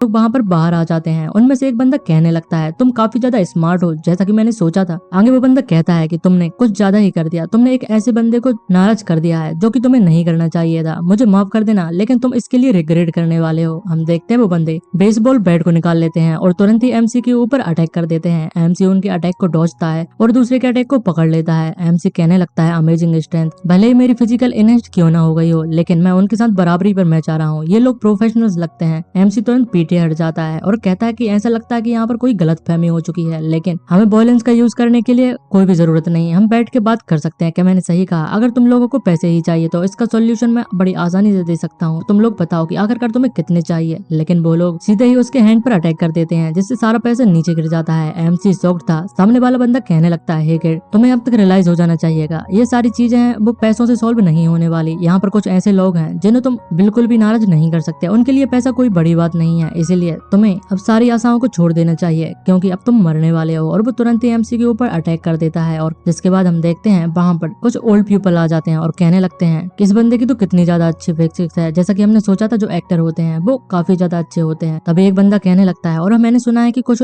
Movie की शूट के लिए उन्हें एक्स्ट्रा लोगों की जरूरत थी, इसलिए हम लोग यहाँ पर आ चुके हैं और वो लोग तो हमें पैसे भी देने के लिए तैयार है। हम देखते हैं वो और कोई नहीं बल्कि मायूमी होती है जो कि अभी तक गई नहीं होती है। वो बताती है ऑफ कोर्स मैं तुम लोगों को एडवांस में पैसे देने वाली हूँ, हर एक बंदे के लिए एक सेन हो जाने वाला है, सभी लोग लाइन पर लगा लो। एमसी शॉक्ड हो जाता है और कहने लगता है मायूमी आखिर यहाँ पर क्या कर रही है। मायू अपने पैसों को ऊपर उछाल देती है और सभी से कहने लगती है कि तुमने मुझे बुद्धू बनाने की कोशिश की लेकिन ये इतना आसान बिल्कुल भी नहीं था। सभी ओल्ड पीपल थे वो काफी ज्यादा खुश लग रहे होते हैं। वो कहते हैं अगर हमें इतना ज्यादा पैसा मिलने वाला है तो हमें एक्टिंग भी काफी ज्यादा अच्छी करनी पड़ेगी और साथ ही में वो उस विलन के साथ फोटो भी खिंचा रहे थे। लेकिन वो विलन जो था वो काफी ज्यादा गुस्से में आ जाता है और बहुत ही ज्यादा फ्रस्ट्रेटेड होते जा रहा था। तभी एमसी कहता है अगर तुम्हारे पास पैसे हो तो तुम स्ट्रॉन्गेस्ट फोर्स को भी गैदर कर सकते हो। आखिरकार अब तुम क्या चाहते हो, क्या तुम गिव अप करने वाले हो कि नहीं? तभी हम उन विलन में से एक बंदे को देखते हैं जो एक ग्रैंड माँ को पकड़कर रोने लगता है और कहता है, ग्रैंड माँ तुम तो बस मेरी ग्रैंड माँ जैसी लग रही हो। तो ग्रैंड माँ कहती है, अगर तुम चाहो तो तुम मुझे भी ग्रैंड माँ बोल सकते हो। लेकिन उनका बॉस कहता है, आखिरकार तुम क्या कह रहे हो, हमें यहाँ से चलना चाहिए। हम देखते हैं वो तीनों ही वहां से भाग जाते हैं। तभी एक जो ओल्ड वुमन थी वो कहने लगती है, वो तो पहले से ही जा चुके हैं, क्या फिल्म जो थी वो खत्म हो चुकी है? तो मायूमी उन्हें बताती है, सॉरी जो आज का शूट था वो खत्म हो चुका था, मैं तुम्हें दोबारा से ज्वाइन करने का चांस जरूर से दूंगी। और उनको भी पैसे देकर वहां से भगा देती है। लेकिन एमसी सोच रहा था, आखिरकार इन लोगों को किसने हायर किया होगा और इन सभी के पीछे कौन होगा जो मेरे ऊपर अटैक करवाना चाहता है। जिसके बाद हम बैंक के अंदर देखते हैं, जो सेक्रेटरी थी वो वहां पर आ जाती है और कहती है, आज मुझे कुछ ज्यादा ही स्लीप आ रही है और मैं तो आज लेट होते होते हुई बच गई। लेकिन अभी पीछे से कोई चिल्लाने लगता है, आखिरकार तुम इतने ज्यादा अलाल क्यों हो चुकी हो, तुम्हें काम करना चाहिए। हम देखते हैं दो बंदे वहां पर आ जाते हैं, जिनमें से एक बंदा कह रहा था, आखिरकार एक बैंकर के लिए उसको क्लीन अपीयरेंस और डिसिप्लिन जो बिहेवियर होता है वो सबसे ज्यादा एसेंशियल होता है, उसे उस चीज को मेंटेन करके रखना चाहिए। लेकिन आखिरकार तुम देखो, या जो कस्टमर है वो तुम जैसे एक औरत को देखने के बाद वो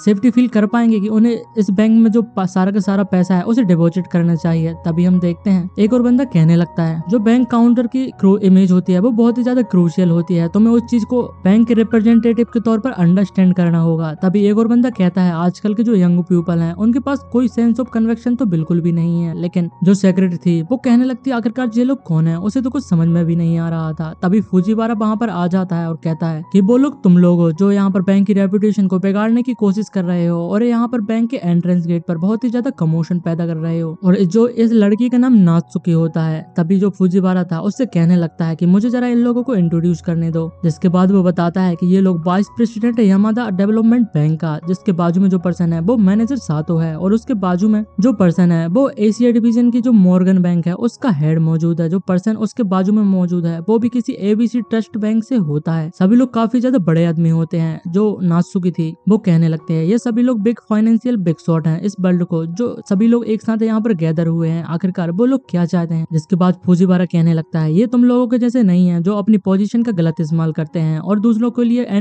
बैंक के गेट के ऊपर एंट्रेंस के पर ही काफी ज्यादा प्रॉब्लम क्रिएट करते हैं। तुम लोगों को यहीं पर रुकना चाहिए, तुम लोगों को वीआईपी रूम में जाकर ये सारी चीजें बातें करनी चाहिए। और मैं तुम्हें जल्दी, जो मासूमी सामा है वो यहाँ पर आने वाले हैं और अगर वो यहाँ पर आते हैं तो मैं तुम लोगों को बता दूंगा, लेकिन जब तक तुम्हें वेट करना होगा। तभी उनमें से एक बंदा कहने लगता है, मुझे तो लगता है जो ब्रांच मैनेजर फूजीवारा है वो अपने आप को यहाँ पर मजे ले रहा है, हमें इंतजार कराकर वो सिर्फ मजे लेना चाहता है। और जो मासूमी है वो आज यहाँ पर नहीं आने वाला और वो ना ही हम लोगों को इंट्रोड्यूस कराने वाला है। सभी लोग इस चीज को लेकर काफी ज्यादा गुस्से में आ जाते हैं और कहते हैं, हम लोगों ने काफी ज्यादा उसे दिन रात खोजा है लेकिन जो मासूमी सामा है वो अभी तक नहीं मिला। तो जो नात्सुकी थी वो भी समझ जाती है कि जो लोग मासूमी सामा को यहाँ पर मिलने के लिए आए हैं। जिसके बाद फूजीवारा उसके सामने एक बंदा होता है जो कहता है कि तुम भी यहाँ पर पर्सनल ट्रेनिंग हो, जो स्टाफ यहाँ पर मौजूद है, तो तुम्हें भी नहीं लगता कि ये सारी जो रेयर अपॉर्चुनिटी है वो तुम्हें भी यूज करना चाहिए। तो फूजीवारा कहने लगता है, नात्सुकी ये सही बोल रहे हैं, तुम्हें भी यहाँ पर असिस्टेंट बेनार्थ मैनेजर तुम्हें यहाँ पर मौजूद हो तो तुम्हें भी इन लोगों से प्रॉपरली लर्न करना होगा। तो नात्सुकी उनके सामने झुक जाती है और कहती है, तुम लोग प्लीज मुझे यहाँ पर गाइड करना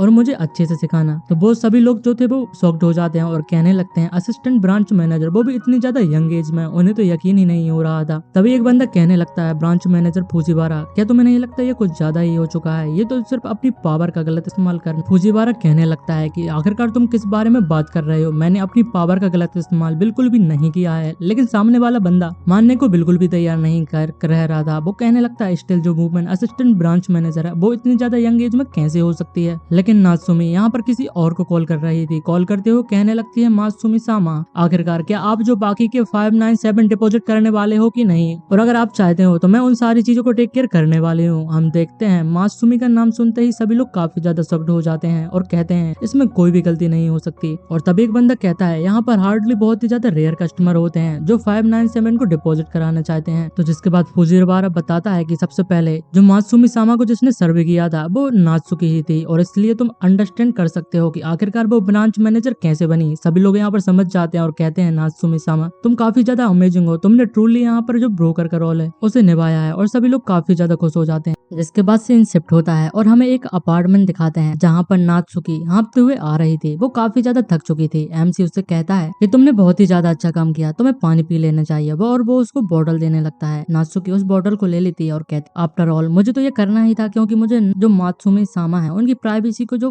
प्रोटेक्ट करना, और वो उस पूरे पानी को पी जाती है और सोचने लगते हैं मुझे काफी ज्यादा बसेस को चेंज करना पड़ा और मुझे अलग अलग 4 स्टेशन से फाइनली यहाँ पर आना पड़ा, क्योंकि वो उन सारे ब्रांच के जो बंदे थे, अलग अलग बैंक के, उन सभी को छुटकारा पाना चाहती थी, जो कि मासूमी के बारे में इन्फॉर्मेशन जानना चाहते थे। एमसी सोचने लगता है मैंने कभी भी नहीं सोचा था कि इतने ज्यादा लोग मेरे पीछे पड़े हुए हैं, लेकिन जो 3 यहाँ पर कल मुझे मौजूद थे, जरूर से जरूर उनके साथ कोई ना कोई बिग फिगर जो फाइनेंशियल वर्ल्ड में होगा वो जुड़ा ही हुआ होगा, और साथ ही में उनकी स्ट्रेंथ बहुत ही ज्यादा पावरफुल थी। मैं उन्हें हल्के में नहीं ले सकता था, लेकिन आखिरकार मैंने क्या किया था, मैंने तो बस यहाँ पर कुछ पैसे ही लाइव स्ट्रीम के दौरान जो स्पेंड किए थे, मैंने कुछ ऐसा नहीं किया था। तभी उसे एक मैसेज आ जाता है जो कि म्यूरियम मतलब कि मारियान का था, जो उसे रेस्टोरेंट पर जाने के लिए उसने इनवाइट किया था। एमसी कहता है कि ये परफेक्ट टाइम है, उसे भी कुछ क्लूज को फाइंड करने की जरूरत थी। जिसके बाद वो रेस्टोरेंट में पहुंच जाता है, जो कि माना रेस्टोरेंट था। एक बंदा उसका वेलकम करता है और कहता है सर क्या आपके पास कोई रिजर्वेशन मौजूद है। एमसी सोचने लगता है मैंने कभी भी जो मारियान का असली नाम है उसे पे मैंने उससे पूछा ही नहीं, और जो स्ट्रीम का नाम था वो यहाँ पर यूज नहीं होने वाला। तभी वो बंदा कहने लगता है अगर तुम चाहो तो मैं तुम्हें जो अवेलेबल सीट है उन्हें भी शो कर सकता हूँ, लेकिन तभी वहाँ पर एक बंदा और आ जाता है जो उसे चिल्लाते हुए कहने लगता है आखिरकार तुम क्या करने की कोशिश कर रहे हो, क्या मिस्टर ली मतलब कि मिस्टर ईतो ने तुमसे नहीं कहा था कि जो वीवीआईपी रूम में मौजूद है उन्हें किसी भी प्रकार के जो डिस्टरबेंस है वो बिल्कुल भी पसंद नहीं है। आखिरकार मुझे तुम्हें कितनी बार कहना पड़ेगा, तुम आखिरकार इतनी ज्यादा इंपॉर्टेंट चीज को मिस कैसे कर सकते हो। वो बंदा काफी ज्यादा डर जाता है और घबराते हुए माफी मांगने लगता है, कहता है मुझे माफ कर देना, मैं अभी अभी इस चीज को क्लियर कर देता हूँ। लेकिन वो बंदा अभी भी चिल्लाते जा रहा था और कहता है अगर तुमने मिस्टर ईतो को अपसाइड कर दिया तो तुम्हारी नौकरी तो कम से गई, क्या तुमने मुझे क्लियरली सुन लिया है। साथ ही में वो एमसी कहता है कि आखिरकार तुम यहाँ पर क्या देख रहे हो, हमें कोई भी सिक्योरिटी की जरूरत बिल्कुल भी नहीं। वो एमसी को एक सिक्योरिटी के लिए अप्लाई करने वाला बंदा लग रहा था, लेकिन और वो मन में सोच रहा था इतने ज्यादा सैवी क्लोथ इसने पहने रहे हैं, इसके जैसा कोई कस्टमर तो नहीं हो सकता। लेकिन तभी एमसी को फोन आ जाता है और कहता है हेलो,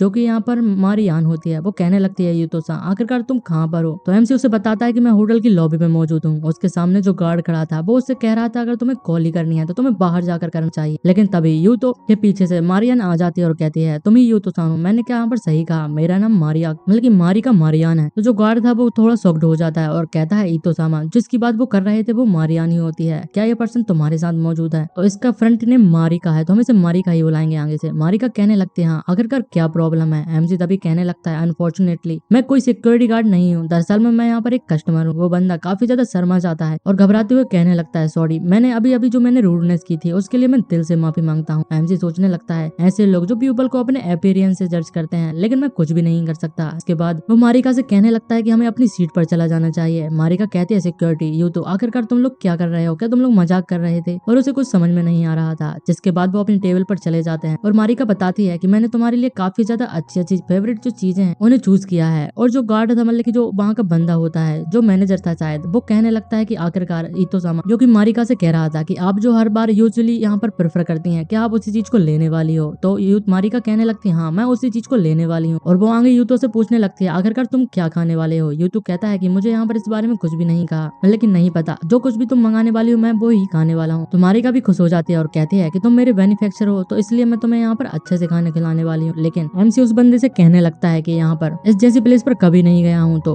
मेरे लिए भी सेम खाना लेकर आओ जैसे कि उसके लिए तुम लेकर आने वाले हो। तो वो बंदा सोचने लगता है जैसे मैंने सोचा था ये तो बस एक पुअर गाय है। जिसके बाद वो मारिका से कहने लगता है क्या आपको जो यूजुअल वाइन है वो भी यहाँ पर चाहिए। तो मारिका कहने लगती है पहले यू तो आखिरकार तुम कौन सी वाइन प्रेफर करते हो। तो यू तो कहने लगता है कि मुझे यहाँ पर वाइन पीने की कोई भी जरूरत नहीं क्योंकि मुझे बहुत ज्यादा पसंद नहीं आती, लेकिन तुम कार्बोनेटेड ड्रिंक होती हैं उन्हें लेकर आ सकते हो। तो जो बंदा मौजूद था वो कहने लगता है कि सर प्लीज हमें माफ कर देना, हम किसी भी कस्टमर को यहाँ पर कार्बोनेटेड वाटर यहाँ पर मतलब की जो ड्रिंक्स होती हैं उसे ऑफर नहीं कर सकते। लेकिन ये काफी ज्यादा रेयर है कि कोई कस्टमर यहाँ पर सोडा को एक वाइन के ऊपर रखना चाहता है, मतलब की वाइन सभी लोगों को काफी ज्यादा पसंद होती है। वाइन को छोड़कर कोई भी सोडा बिल्कुल भी नहीं पीता। आप तो बिल्कुल एक नेशनल ट्रेजर के जैसा जी रहे हो। तभी वो कहने लगता है क्या तुम्हारे पास है या कि नहीं, तुम सीधे यहाँ पर बताओ। तो वो बंदा कहने लगता है अगर कस्टमर यहाँ पर चाहता है तो हम उसे सर्व कर सकते हैं। और वो वहाँ से जाने लगता है। जाते हुए सोचता है कि मिस्टर ईतो का जो टॉय है वो काफी ज्यादा ऑल माइटी और हाई यहाँ पर अपने आप को महसूस कर रहा है। और तभी हम देखते हैं उसके बाजू में दो कपल और मौजूद होते हैं। वो उन्हें देखकर कहने लगता है यहाँ पर ये बंदा मौजूद है, आखिरकार इसके अपीयरेंस से क्या प्रॉब्लम है। आजकल के जो सारे कस्टमर है वो काफी ज्यादा बैड आते जा रहे हैं। लेकिन हम देखते हैं वो बंदा चारों ओर नजरें फैला रहा था। कहने लगता है आखिरकार मुझे यहाँ पर आसपास कोई ब्यूटीफुल वुमन मिल सकती है कि नहीं। अभी उसकी नजर मारिका पर पड़ जाती है और कहने लगती है इस गर्ल की जो लुक है वो काफी ज्यादा क्यूट लग रहे हैं। हम देखते हैं वो अपनी जो वाइफ थी उससे कहने लगता है हनी हमें एक अनदर राउंड को यहाँ पर कर लेना चाहिए। वो कहती है क्या तुम मुझे यहाँ पर वो करने के लिए फिर से यहाँ पर कह रहे हो। जिसके बाद हम देखते हैं यूतो के पास जो उनकी सर्विंग थी वो वहाँ पर आ जाती है है जहाँ पर नॉर्थ सी किंग क्रैब बनाया हुआ था जो काफी ज्यादा एक्सपेंसिव और डिलीशियस फूड होता है। तभी मारिका अपने सीट से उठ जाती है और कहती है यूतो-सान मुझे रेस्ट रूम जाने की जरूरत है, तुम आगे अपने यहाँ पर जो लंच है उसे एंजॉय कर सकते हो। तो एमसी भी कहता है कि तुम यहाँ पर जा सकते हो। तभी मारिका के जाने के बाद जो वहाँ पर फीमेल थी वो वहाँ पर एमसी के पास आ जाती है और कहने लगती है वाओ ये तो टॉप ग्रेड का किंग कर्व है, क्या मैंने सही कहा? और वो काफी ज्यादा सैडिस्टिक लुक देती जा रही थी और एमसी की तरफ देखते हुए कहती है ये काफी ज्यादा थिक है और साथ ही में इसे देखकर लगता है इसे कहना काफी ज्यादा सेटिस्फाइंग भी हो सकता है। तभी वो एमसी से कहने लगते हैं मिस्टर क्या मैं ऐसे यहाँ पर तुम्हारे साथ खा सकती हूँ? तो एमसी कहता है कि तुम कौन हो, मैं तुम्हें बिल्कुल भी नहीं जानता, तो मैं तुम्हें इसे खाने कैसे दे सकता हूँ? और साथ ही में कहता है इवन फर्स्ट क्लास जो होटल होते हैं वहाँ पर भी इस तरीके के जो पीपल हैं वो दूसरों को खाना खाने के लिए आ जाते हैं। तो जो फीमेल थी उसकी काफी ज्यादा बेइज्जती हो जाती है। वो चिल्लाकर कहने लगती है कि आखिरकार तुम यहाँ पर इतने ज्यादा लोगों के ऊपर नीचे दिखाने की कोशिश कैसे कर सकते हो? और वो उसके ऊपर चिल्लाने लगती है और साथ ही में यूतो से कहती है आखिरकार तुम ऐसा क्यों नहीं कर सकते कि तुम उस किंग कर्व को काफी ज्यादा टाइटली पकड़ लो और अकेले से ही उसे पूरा खा लो जिससे कोई भी उसे ले ना ले। लेकिन तभी हम देखते हैं इसी बीच जो एमसी की जो टैनी होती है वो उसके पीछे लग जाती है। तब उसके बाद वो शर्माते हुए कहने लगते हैं आखिरकार तुमने मुझे यहाँ पर अपने बट को यहाँ पर टच क्यों किया? एमसी कहता है कौन मैं? लेकिन ऐसा मैंने कुछ भी नहीं किया। वो लड़की चिल्लाने लगती है और कहती है ऑफ कोर्स ये तुम ही तो, तुम्हें यहाँ पर बुद्धू बनने की कोशिश बिल्कुल भी नहीं करनी चाहिए। लेकिन एमसी कहता है ये लेडी मैं कसम खाता हूँ कि मैंने तुम्हें बिल्कुल भी टच नहीं किया। लेकिन जो लेडी थी वो उसे जबरदस्ती करने लगती है और कहती है अनबिलीवेबल तुमने मुझे सेक्सुअली हैरेस किया है और साथ ही में तुम इसे मना करने की कोशिश कर रहे हो, वो भी मेरे मुंह के सामने ही। हम देखते हैं वो गिलास का पानी उठाती मतलब पानी का गिलास उठाती है और एमसी के मुंह के ऊपर मारने लगती है और चिल्लाती है कि तुम यहाँ पर बहुत ही ज्यादा गंदे हो। लेकिन एमसी उसे क्विकली डॉज कर लेता है और वो पूरा पानी एक नीचे बैठे हुए बंदे के ऊपर गिर जाता है जिस वजह से उसकी जो बिग थी वो निकल जाती है। तभी मारिका वहाँ पर आ जाती है और कहती है मिस तुम्हें नहीं लगता कि तुमने कुछ ज्यादा ही कर दिया और तुम काफी ज्यादा दूर जा चुकी हो, तुम्हें इतने ज्यादा फाल्स एक्यूजेशन लगाने की कोई भी जरूरत नहीं, मेरे फ्रेंड से तुम्हें जबरदस्ती करने की बिल्कुल भी जरूरत नहीं और तुम्हें उसे अभी की अभी माफी मांग लेनी चाहिए। लेकिन वो लड़की कहने लगती है अपोलोजाइज और मुझे माफी क्यों मांगनी चाहिए और तुम कौन होती हो मुझसे माफी मंगवाने वाली?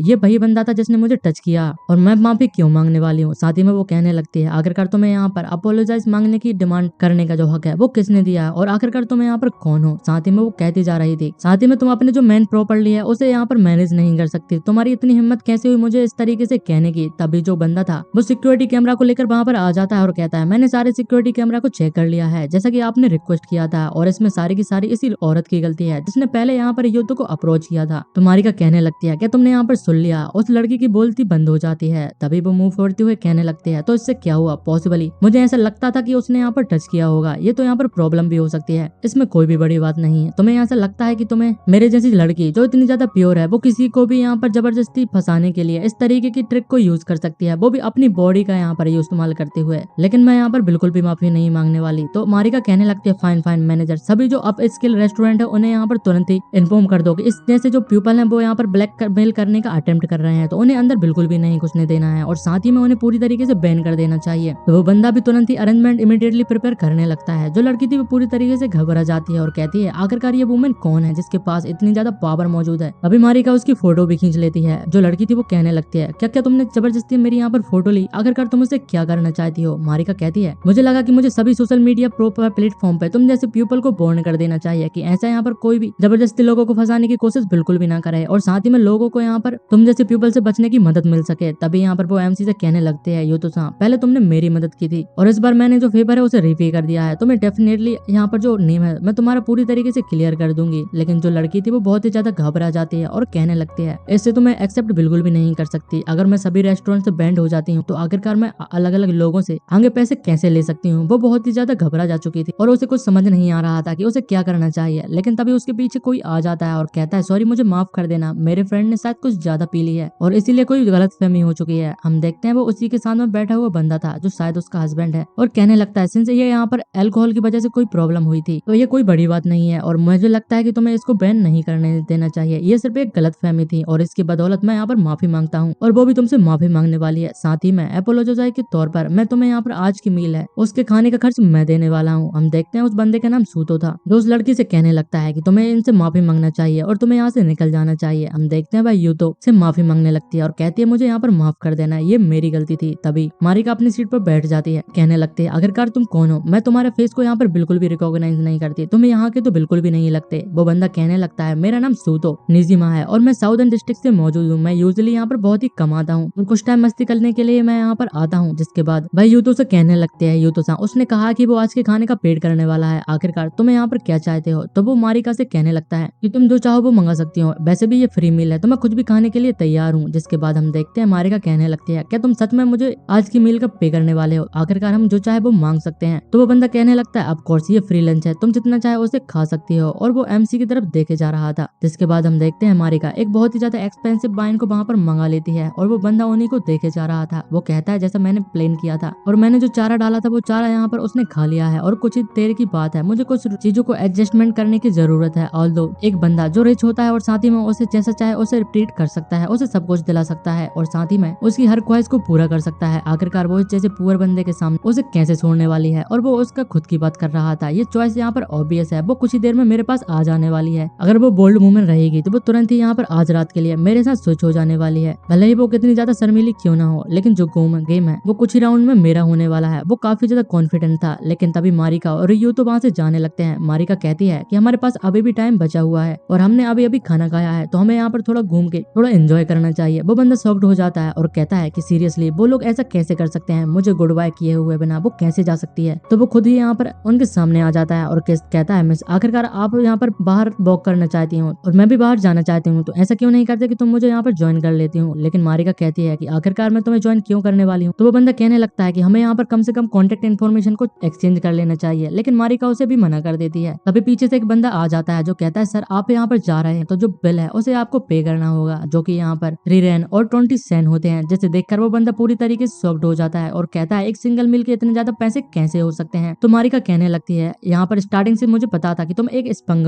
हो जो हर किसी वुमेन को एक्सटॉर्ट करना चाहते हो, उसकी मनी को यहाँ पर लेना चाहते हो और हर किसी रात तुम एक नई लड़की के साथ यहाँ पर हिट करते रहते हो। और वो हंसने लगती है और कहती है अगर तुम्हें यहाँ पर 3 रैन और 20 सेंट को पे नहीं कर सकते तो तुम मुझसे माफी मांगने लेते हो, तो मैं इसे कवर करने के लिए तैयार हूँ। लेकिन वो बंदा काफी ज्यादा इरिटेट हो चुका था और बहुत ही ज्यादा गुस्से में आ जाता है और तुरंत ही मारिका के ऊपर अटैक कर देता है। लेकिन एमसी उसके सामने आ जाता है और कहता है कि तुम सच में एक वुमेन के ऊपर अपने हाथ को उठाने वाले थे? और एमसी उसे पूरी तरीके से ब्लॉक कर लेता है और कहता है कि तुम कौन हो और तुम किसके साथ अफिलिएटेड हो? तो एमसी उसे बताता है कि वो किसी भी पार्ट का यहाँ पर मतलब किसी भी ग्रुप का पार्ट बिल्कुल भी नहीं है। वो बंदा यहाँ पर कहने लगता है कि तुम जरूर से इस एरिया के लीडर होने वाले हो और अगर तुम्हें कोई प्रॉब्लम है तो तुम मेरे साउथ डिस्ट्रिक्ट एरिया में आओ, तो तुम मैं वहाँ पर बहुत ही ज्यादा अच्छे से ट्रीट करने वाला हूँ। लेकिन मारिका कहती है कि तुम्हें उसे ध्यान देने की कोई भी जरूरत नहीं है और उसे इग्नोर कर दो और हमें चलना चाहिए। वो वहाँ से चले जाते हैं और रात हो जाती है। हम देखते हैं एक बिल्डिंग के बाहर जहाँ पर बहुत ही ज्यादा लग्जरियस कार खड़ी हुई होती है और एमसी मारिका के साथ वहाँ पर पहुंच जाता है। तभी एक बंदा वहाँ पर आता है। ओ तो जो मासूम सामा है वो यहाँ पर आ चुके हैं। हम देखते हैं वो बंदा काफी ज्यादा परेशान लग रहा था और उसके चेहरे से पसीना आ रहा था। मारिका उसे पहचान जाती है और कहती है अंकल यामाडा, आखिरकार आप यहाँ पर क्या कर रहे हैं? जो यूतो था उन सभी की बातें सुन रहा था और कहने लगता है ये तो यामाडा इचोरी है जो कि प्रेसिडेंट है डेवलपमेंट बैंक का, आखिरकार वो यहाँ पर क्या कर रहा है? तो यामाडा कहने लगता है मारिका चान तो तुम भी यहाँ पर मौजूद हो। तभी वो सीधे यूतो के पास चला जाता है और कहने लगता है कि तुम ही यहाँ पर मासूम सामा हो, क्या मैंने यहाँ पर सही कहा? ये तुमसे फाइनली मिलकर मुझे काफी ज्यादा अच्छा लगा। जिसके बाद वो बताने लगता है कि मैं यामाडा इचिरी हूँ जो कि प्रेसिडेंट हूँ डेवलपमेंट बैंक का। तभी हम देखते हैं उसके पीछे से बाकी 2 बैंक के जो बंदे थे वो भी वहाँ पर आ जाते हैं और अपने आप को इंट्रोड्यूस करने लगते हैं। तभी हम देखते हैं जो सोतो था वो काफी ज्यादा कंफ्यूज हो जाता है और उसे समझ नहीं आ रहा था। वो कहने लगते हैं ये लाइनअप काफी ज्यादा फाइनेंशियल बिग बिग्स की है, आखिरकार वो सोतो मतलब की जो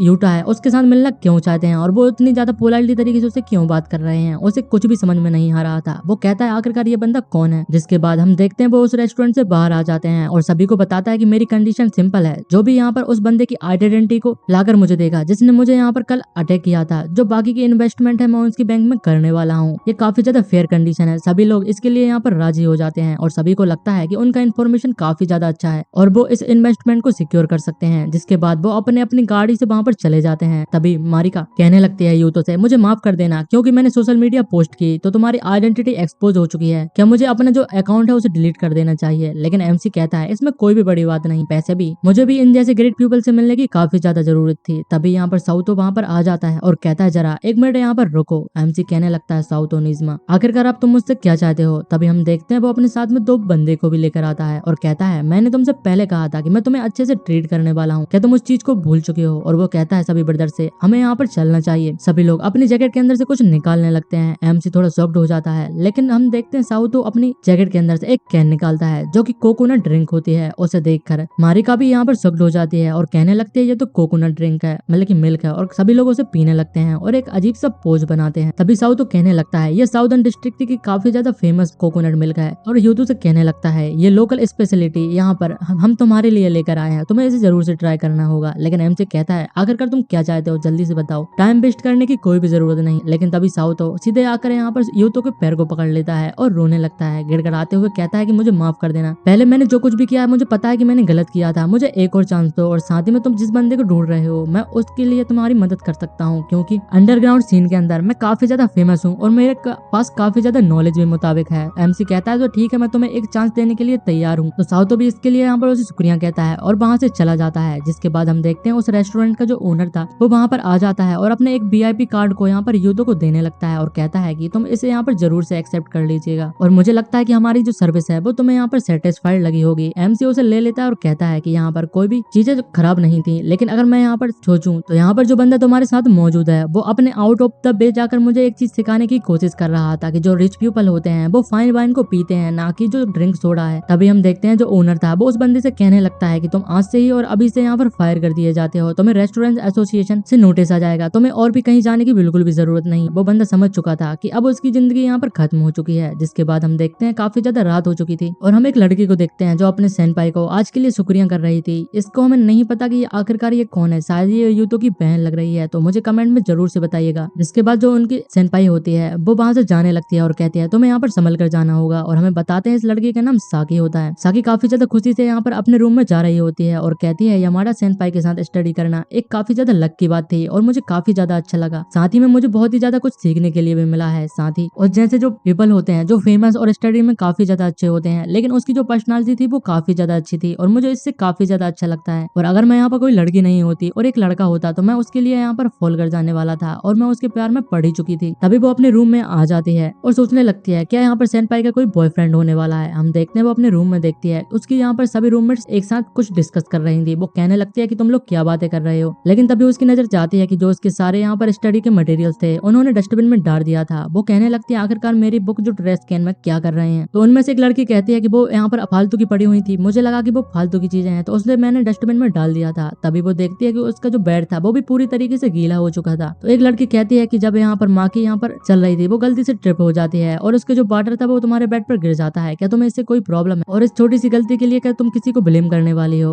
तभी एक और लड़की कहने लगती है क्या तुम्हें इस सभी चीजों से कोई प्रॉब्लम है। यहाँ पर साकी काफी ज्यादा डर चुकी थी और उसे क्लियरली समझ में आ रहा था कि ये तीनों ही लड़की उसके लिए काफी ज्यादा हॉस्टाइल फील कर रही हैं। लेकिन इसी के साथ अगर आपने अभी तक का पूरा एपिसोड देख लिया है तो अगर आपको वीडियो अच्छी लगी हो तो वीडियो को लाइक जरूर से कर दीजिएगा और साथ ही में चैनल को सब्सक्राइब करना बिल्कुल भी मत भूलिएगा। ऐसे ही और मजेदार सीरीज के लिए मुझे कमेंट में जरूर से बताइएगा, मैं भी उसे एक्सप्लेन करने की कोशिश जरूर से करूंगा जो ज्यादा बड़ी ना हो और किसी ने एक्सप्लेन ना की हो। Thanks for watching. Hello guys, जैसा कि हमने लास्ट एपिसोड में देखा था हमारे एमसी की बहन को उसकी ही टीममेट्स के द्वारा गर्ल्स डॉर्मेट्री में बुली किया जा रहा था और ये बात हमारे एमसी को पता चल जाती है और हमें आगे बताते हैं एमसी स्कूल आ जाता है जो कि काफी ज्यादा गुस्से में लग रहा था। वो कहने लगता है क्या ये सच है कि मेरी लिटिल सिस्टर को बुली किया जा रहा है। वो टीचर ऑफिस में पहुंच जाता है जहाँ पर उसकी सिस्टर और वो तीनों गर्ल्स भी मौजूद थी। उसकी बहन कहने लगती है यू तो मैं ठीक हूँ, तुम्हें चिंता करने की कोई भी जरूरत नहीं। और वो तीनों लड़कियां भी काफी ज्यादा चिंता में लग रही होती हैं। एमसी कहता है साकी तुम्हें चिंता करने की कोई भी जरूरत नहीं, तुम्हारा बड़ा भाई तुम्हारे लिए यहाँ पर आ चुका है। तभी टीचर खड़ी हो जाती है और कहने लगती है क्या तुम साकी के बड़े भाई हो, मैंने तुम्हें फोन पे बहुत सारी बातें पहले से ही बता दी थी कि गर्ल्स डॉर्मेट्री में यहाँ पर बुली का मामला सामने आया है। एमसी उस टीचर से कहने लगता है कि मुझे जो थोड़ी बहुत सिचुएशन है इस चीज के बारे में पता चल चुकी है, लेकिन जो बुली का केस है वो बहुत ही ज्यादा चिंता करने वाला है। हमें इतनी ज्यादा आसानी से इस मैटर को नहीं छोड़ना है, हमें इसे बहुत ही ज्यादा स्ट्रिक्टली तरीके से हैंडल करना होगा। टीचर भी यही कहने लगती है और वो बताती है स्कूल के इंटेंशन भी यही है, इसलिए मैंने तुम्हें यहाँ पर बुलाया है। जिसके बाद वो साकी से कहने लगती है क्या तुम्हें कोई और एक्सप्लेनेशन देना है कि तुमने यहाँ पर इस बुलिंग इंसिडेंट में इन्वॉल्व हो और तुमने तीनों स्टूडेंट को काफी ज्यादा बुली किया है। लेकिन एमसी इस बात को सुनकर काफी ज्यादा शॉक्ड हो जाता है और कहता है जरा रुको, क्या तुम्हारे कहने का ये मतलब है कि मेरी सिस्टर ने यहाँ पर बुली किया है, ना कि उसको बुली किया गया है। लेकिन जो स्टोरी मैंने सुनी थी वो तो कम्प्लीटली डिफरेंट थी।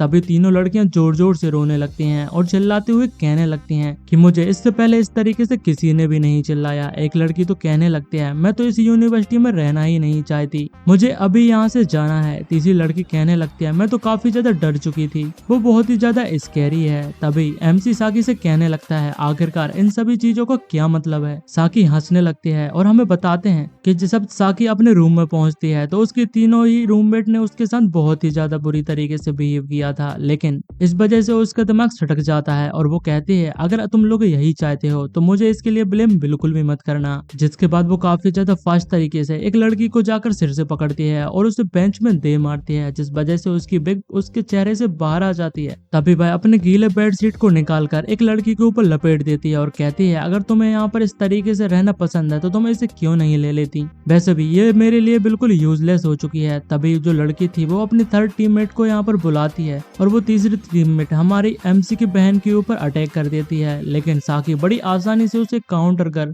एक सुपर स्लैम के साथ जमीन में दे मारती है और उसकी हालत ही खराब हो जाती है। और जिसके बाद वो कहती है सॉरी, लेकिन जो हमारे मासूमिया फैमिली के वुमेन होती हैं वो कुछ ज्यादा ही स्ट्रांग होती हैं, तो मैं उन्हें इतनी आसानी से बुली नहीं कर सकती। इन सभी चीजों को सुनने के बाद एमसी भी सोचने लगता है कि हमारी जो फैमिली का जब फिश फार्मिंग का बिजनेस था उसमें जो फिश पकड़ने का जॉब था वो हमेशा से साकी ही किया करती थी। हमारी साकी काफी ज्यादा वाइल्ड है, इस बारे में तो मैं भूल ही चुका था। जिसके बाद वो मुझसे कहने लगता है क्या तुम्हें ये सारी चीजें स्ट्रेंज नहीं लगती, मेरी सिस्टर इस तरीके की लड़की बिल्कुल भी नहीं है जो स्टार्टिंग से वॉयलेंस यहाँ पर यूज करे, वो भी बिना किसी प्रोवोकेशन के। तभी टीचर एमसी से कहने लगती है क्या तुम मेरे साथ यहाँ पर आ सकती हो। वो उसे एक प्लेस पर ले जाकर कहने लगती है तुमने यहाँ पर सही कहा, मे भी अदर जो है उन्होंने इस इंसिडेंट को यहाँ पर क्रिएट किया होगा, लेकिन हमारे पास गवाहों की काफी ज्यादा कमी है क्योंकि जो सारी गर्ल्स उसके रूम में मौजूद थी वो साकी को इस चीज को एडमिट करने के लिए फोर्स कर रही हैं और हम कुछ भी नहीं कर सकते। तो यहाँ पर सिर्फ एक ही सॉल्यूशन है, यहाँ पर साकी को उन सभी लोगों से माफी मांगना होगा या फिर तुम लोगों को रिकाउंसिल करना होगा। जिसके बाद वो कहती है अगर तुम ऐसा करते हो तो ये तुम्हारे लिए सही होगा क्योंकि हमें यूनिवर्सिटी को भी आंसर देना पड़ता है और इसमें मैं तुम्हारी और भी ज्यादा मदद बिल्कुल भी नहीं कर सकती।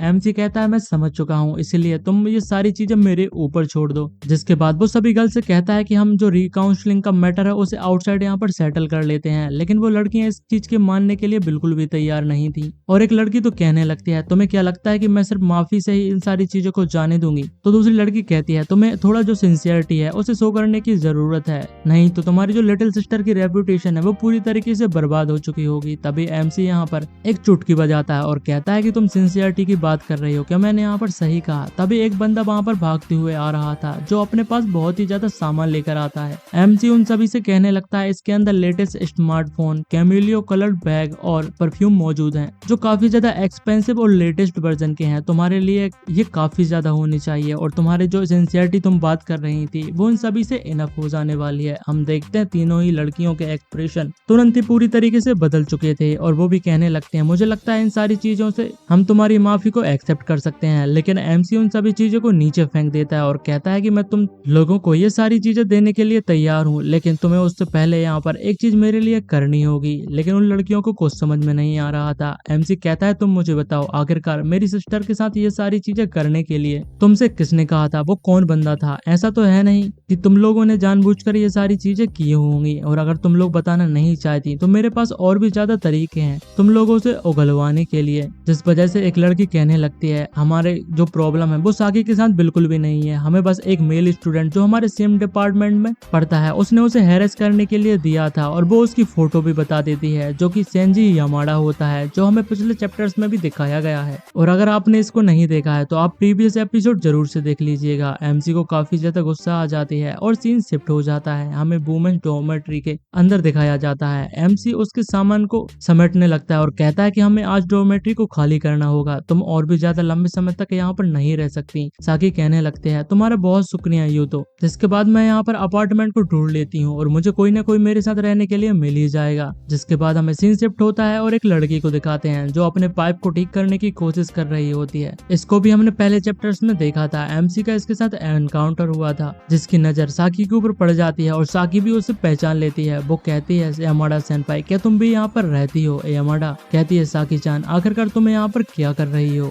जिसके बाद साकी की नजर बहते हुए पानी के ऊपर पड़ जाती है और वो समझ चुकी थी यहाँ पर वाटर की प्रॉब्लम प्रॉब्लम है। यामाडा बताती है कि मैंने किसी को फोन किया है, वो इन सभी चीजों को आकर फिक्स कर देगा। लेकिन साकी कहती है मैं इस चीजों को आसानी से फिक्स कर सकती हूँ, और वो उसे फिक्स करने लगती है। तभी एमसी कहने लगता है यहाँ पर कुछ मुझे गलत सा लग रहा है, जिसके बाद उसकी नजर भी यामाडा के ऊपर पड़ जाती है और यामाडा भी उसे पहचान जाती है। एमसी वहाँ पर जाता है और कहता है अगर मैं कहूँ, तुमने मुझे कहा था कि तुम मुझे यूनिवर्सिटी के आजू बाजू घुमाने वाली हो, क्या तुमने ऐसा नहीं कहा था? तो यामाडा कहने लगती है कि तुम यहाँ पर सिर्फ इसीलिए आए हो मुझसे ये सारी चीजें कहने के लिए, वो भी वुमेन्स डॉर्मेट्री के अंदर, और अगर तुम ऐसा करते हो तो मैं तुम्हें रिपोर्ट कर देने वाली हूँ। एमसी के एक्सप्रेशन बदल जाते हैं और वो कहता है ऐसा लगता है कि यहाँ पर कोई गलतफहमी हो चुकी है। जिसके बाद वो बताता है कि मेरी सिस्टर यहाँ पर रहती है, इसलिए मैं उसके सामान को मूव इन प्रोसेस करने के लिए आया था।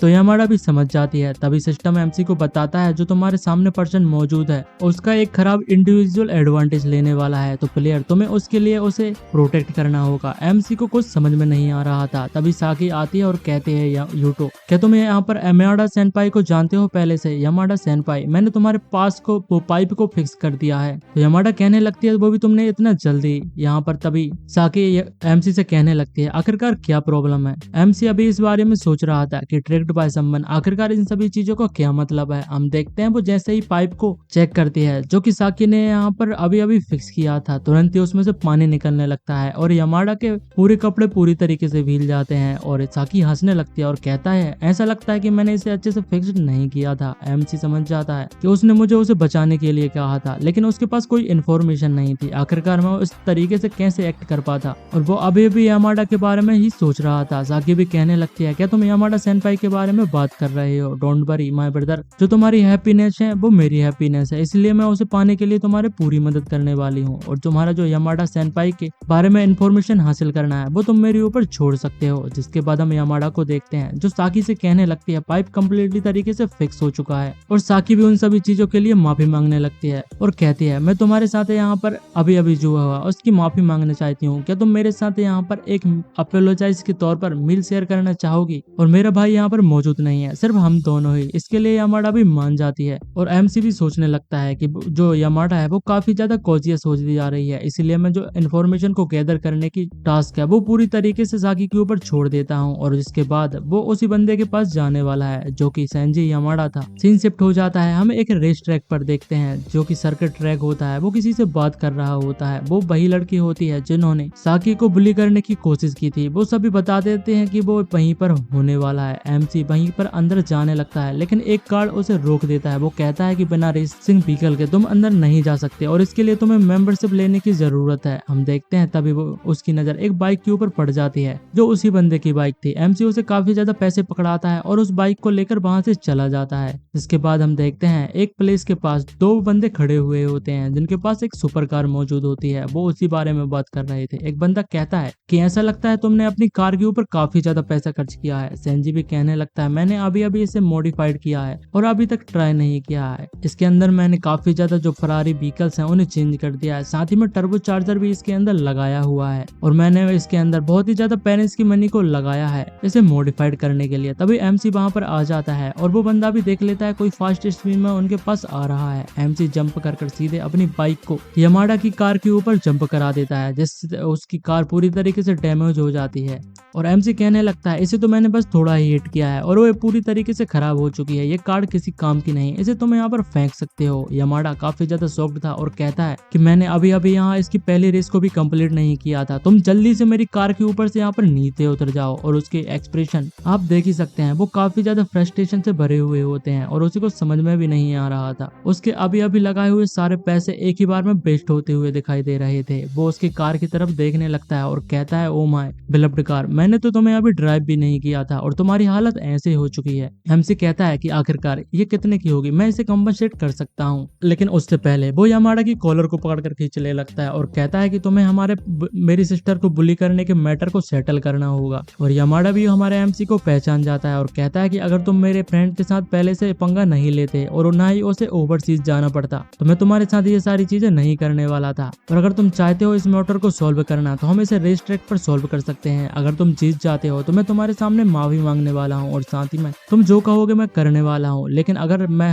जीत जाता हूँ और तुम हार जाते हो तो तुम मेरे सामने घुटने टेक कर माफी मांगोगे और साथ ही में जो कार मेरी डैमेज हुई है उसे भी तुम पूरी तरीके से फिक्स करोगे। एमसी मान जाता है लेकिन कहता है कि तुम्हें मेरे सामने नहीं, अगर मैं जीत जाता हूँ तो मेरी सिस्टर के सामने तुम्हें घुटने टेक कर माफी मांगनी होगी। तो यमाडा भी इसके लिए मान जाता है और कहता है क्या तुम्हारे पास रेस करने के लिए कार मौजूद है। एमसी कहता है मैं स्कूटर से करने वाला हूँ, तुम्हें चिंता करने की कोई भी जरूरत नहीं। यमाडा कहता है कि तुम सच में यहाँ पर एक पागल तरीके के बंदे हो। उनकी रेस स्टार्ट हो जाती है, 3 कार्स वर्सेस एक स्कूटर। हम देखते हैं कार काफी ज्यादा स्पीड में आगे निकलने लगती है। यमाडा सोचता है कि मैंने इतनी ज्यादा पैसे को इस कार के ऊपर खर्च किया है, ये अब ऐसा लग रहा है कि वो काफी ज्यादा मैंने अच्छा काम किया था। कार काफी ज्यादा स्पीड में आगे बढ़ रही थी, लेकिन उसे अभी भी एमसी के ऊपर काफी ज्यादा गुस्सा आ रहा था। वो उससे कहने लगता है कि तुम्हारी जो बाइक है वो काफी ज्यादा पीछे रह चुकी है, तुम मेरा सामना बिल्कुल भी नहीं कर पाओगे। क्या तुम्हें लगता है कि तुम इससे रेस को जीत सकते हो? तुम्हें तैयार हो जाना चाहिए घुटने टेक कर मुझसे माफी मांगने के लिए। लेकिन एमसी कहता है कि आगे जाना का क्या मतलब है कि तुम मुझसे यहाँ पर कहीं भी नहीं जीत सकते, ना ही तुम कहीं पर जा सकते हो। जिसके बाद वो किसी को कॉल करता है और कहता है क्या तुम रेडी हो? तभी बहुत से हेलीकॉप्टर वहां पर आ जाते हैं और उसमें से एक बंदर श्यूरिकेन को रोड के ऊपर फेंक देता है, जिस वजह से कार्स के टायर पंचर हो जाते हैं और कार्स एक साइड जाकर लग जाती हैं। और वो सभी लोगों को समझ में नहीं आ रहा था कि आखिरकार जो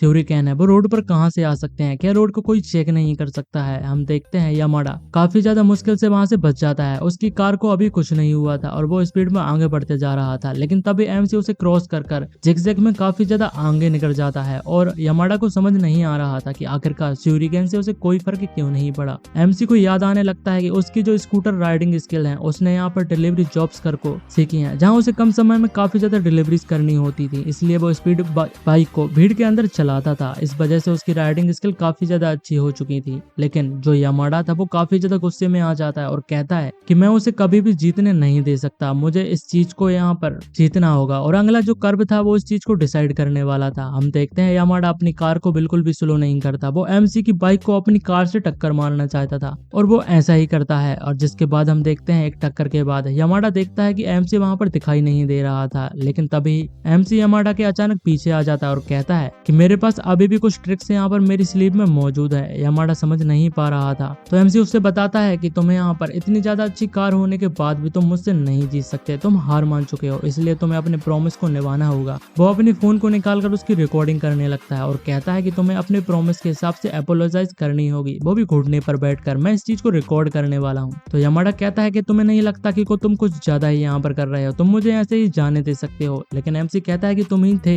जिसने ये सारी चीजें सलाह दी थी और अब तुम अपने प्रॉमिस से पीछे नहीं जा सकते। लेकिन तभी वहां पर एक और बंदा आ जाता है जो कहता है कि हमने यहाँ पर एग्री किया था कि जो लूजर है वो विनर की कही गई बातों को यहाँ पर फॉलो करने वाला है। तो एमसी कहता है हाँ, तो यहाँ पर क्या हुआ? तो वो बंदा कहने लगता है सॉरी, लेकिन जो जीता हूँ वो मैं हूँ, इसलिए तुम्हें मेरी बात को यहाँ पर मानना होगा क्योंकि मैंने रेस को खत्म किया है, तुम दोनों ने यहाँ पर नहीं किया। इसका मतलब ये है कि तुम यमाडा से कुछ भी नहीं करा सकते। यमाडा भी कहता है सच में जो फूजी सा है वो ही यहाँ पर जीता है, तुम भी यहाँ पर हार चुके हो और मैं भी यहाँ पर हार चुका हूँ। तो एमसी उससे कहता है कि तुम वर्ड को ट्विस्ट कर इस पूरी वर्ड को बदलना चाहते हो, लेकिन अगर तुम नहीं चाहते कि मैं अपने फोर्स को यूज करूँ तो तुम्हें अपने आप से ही यहाँ पर माफी मांग लेनी चाहिए। मैंने तुम्हें कहा था कि तुमने मेरी सिस्टर को भूल किया है, लेकिन इसके लिए तुम्हें पे तो करना ही होगा। हम देखते हैं यमाडा काफी ज्यादा घबरा चुका था और कहता है आखिरकार तुम क्या करने की कोशिश कर रहे हो?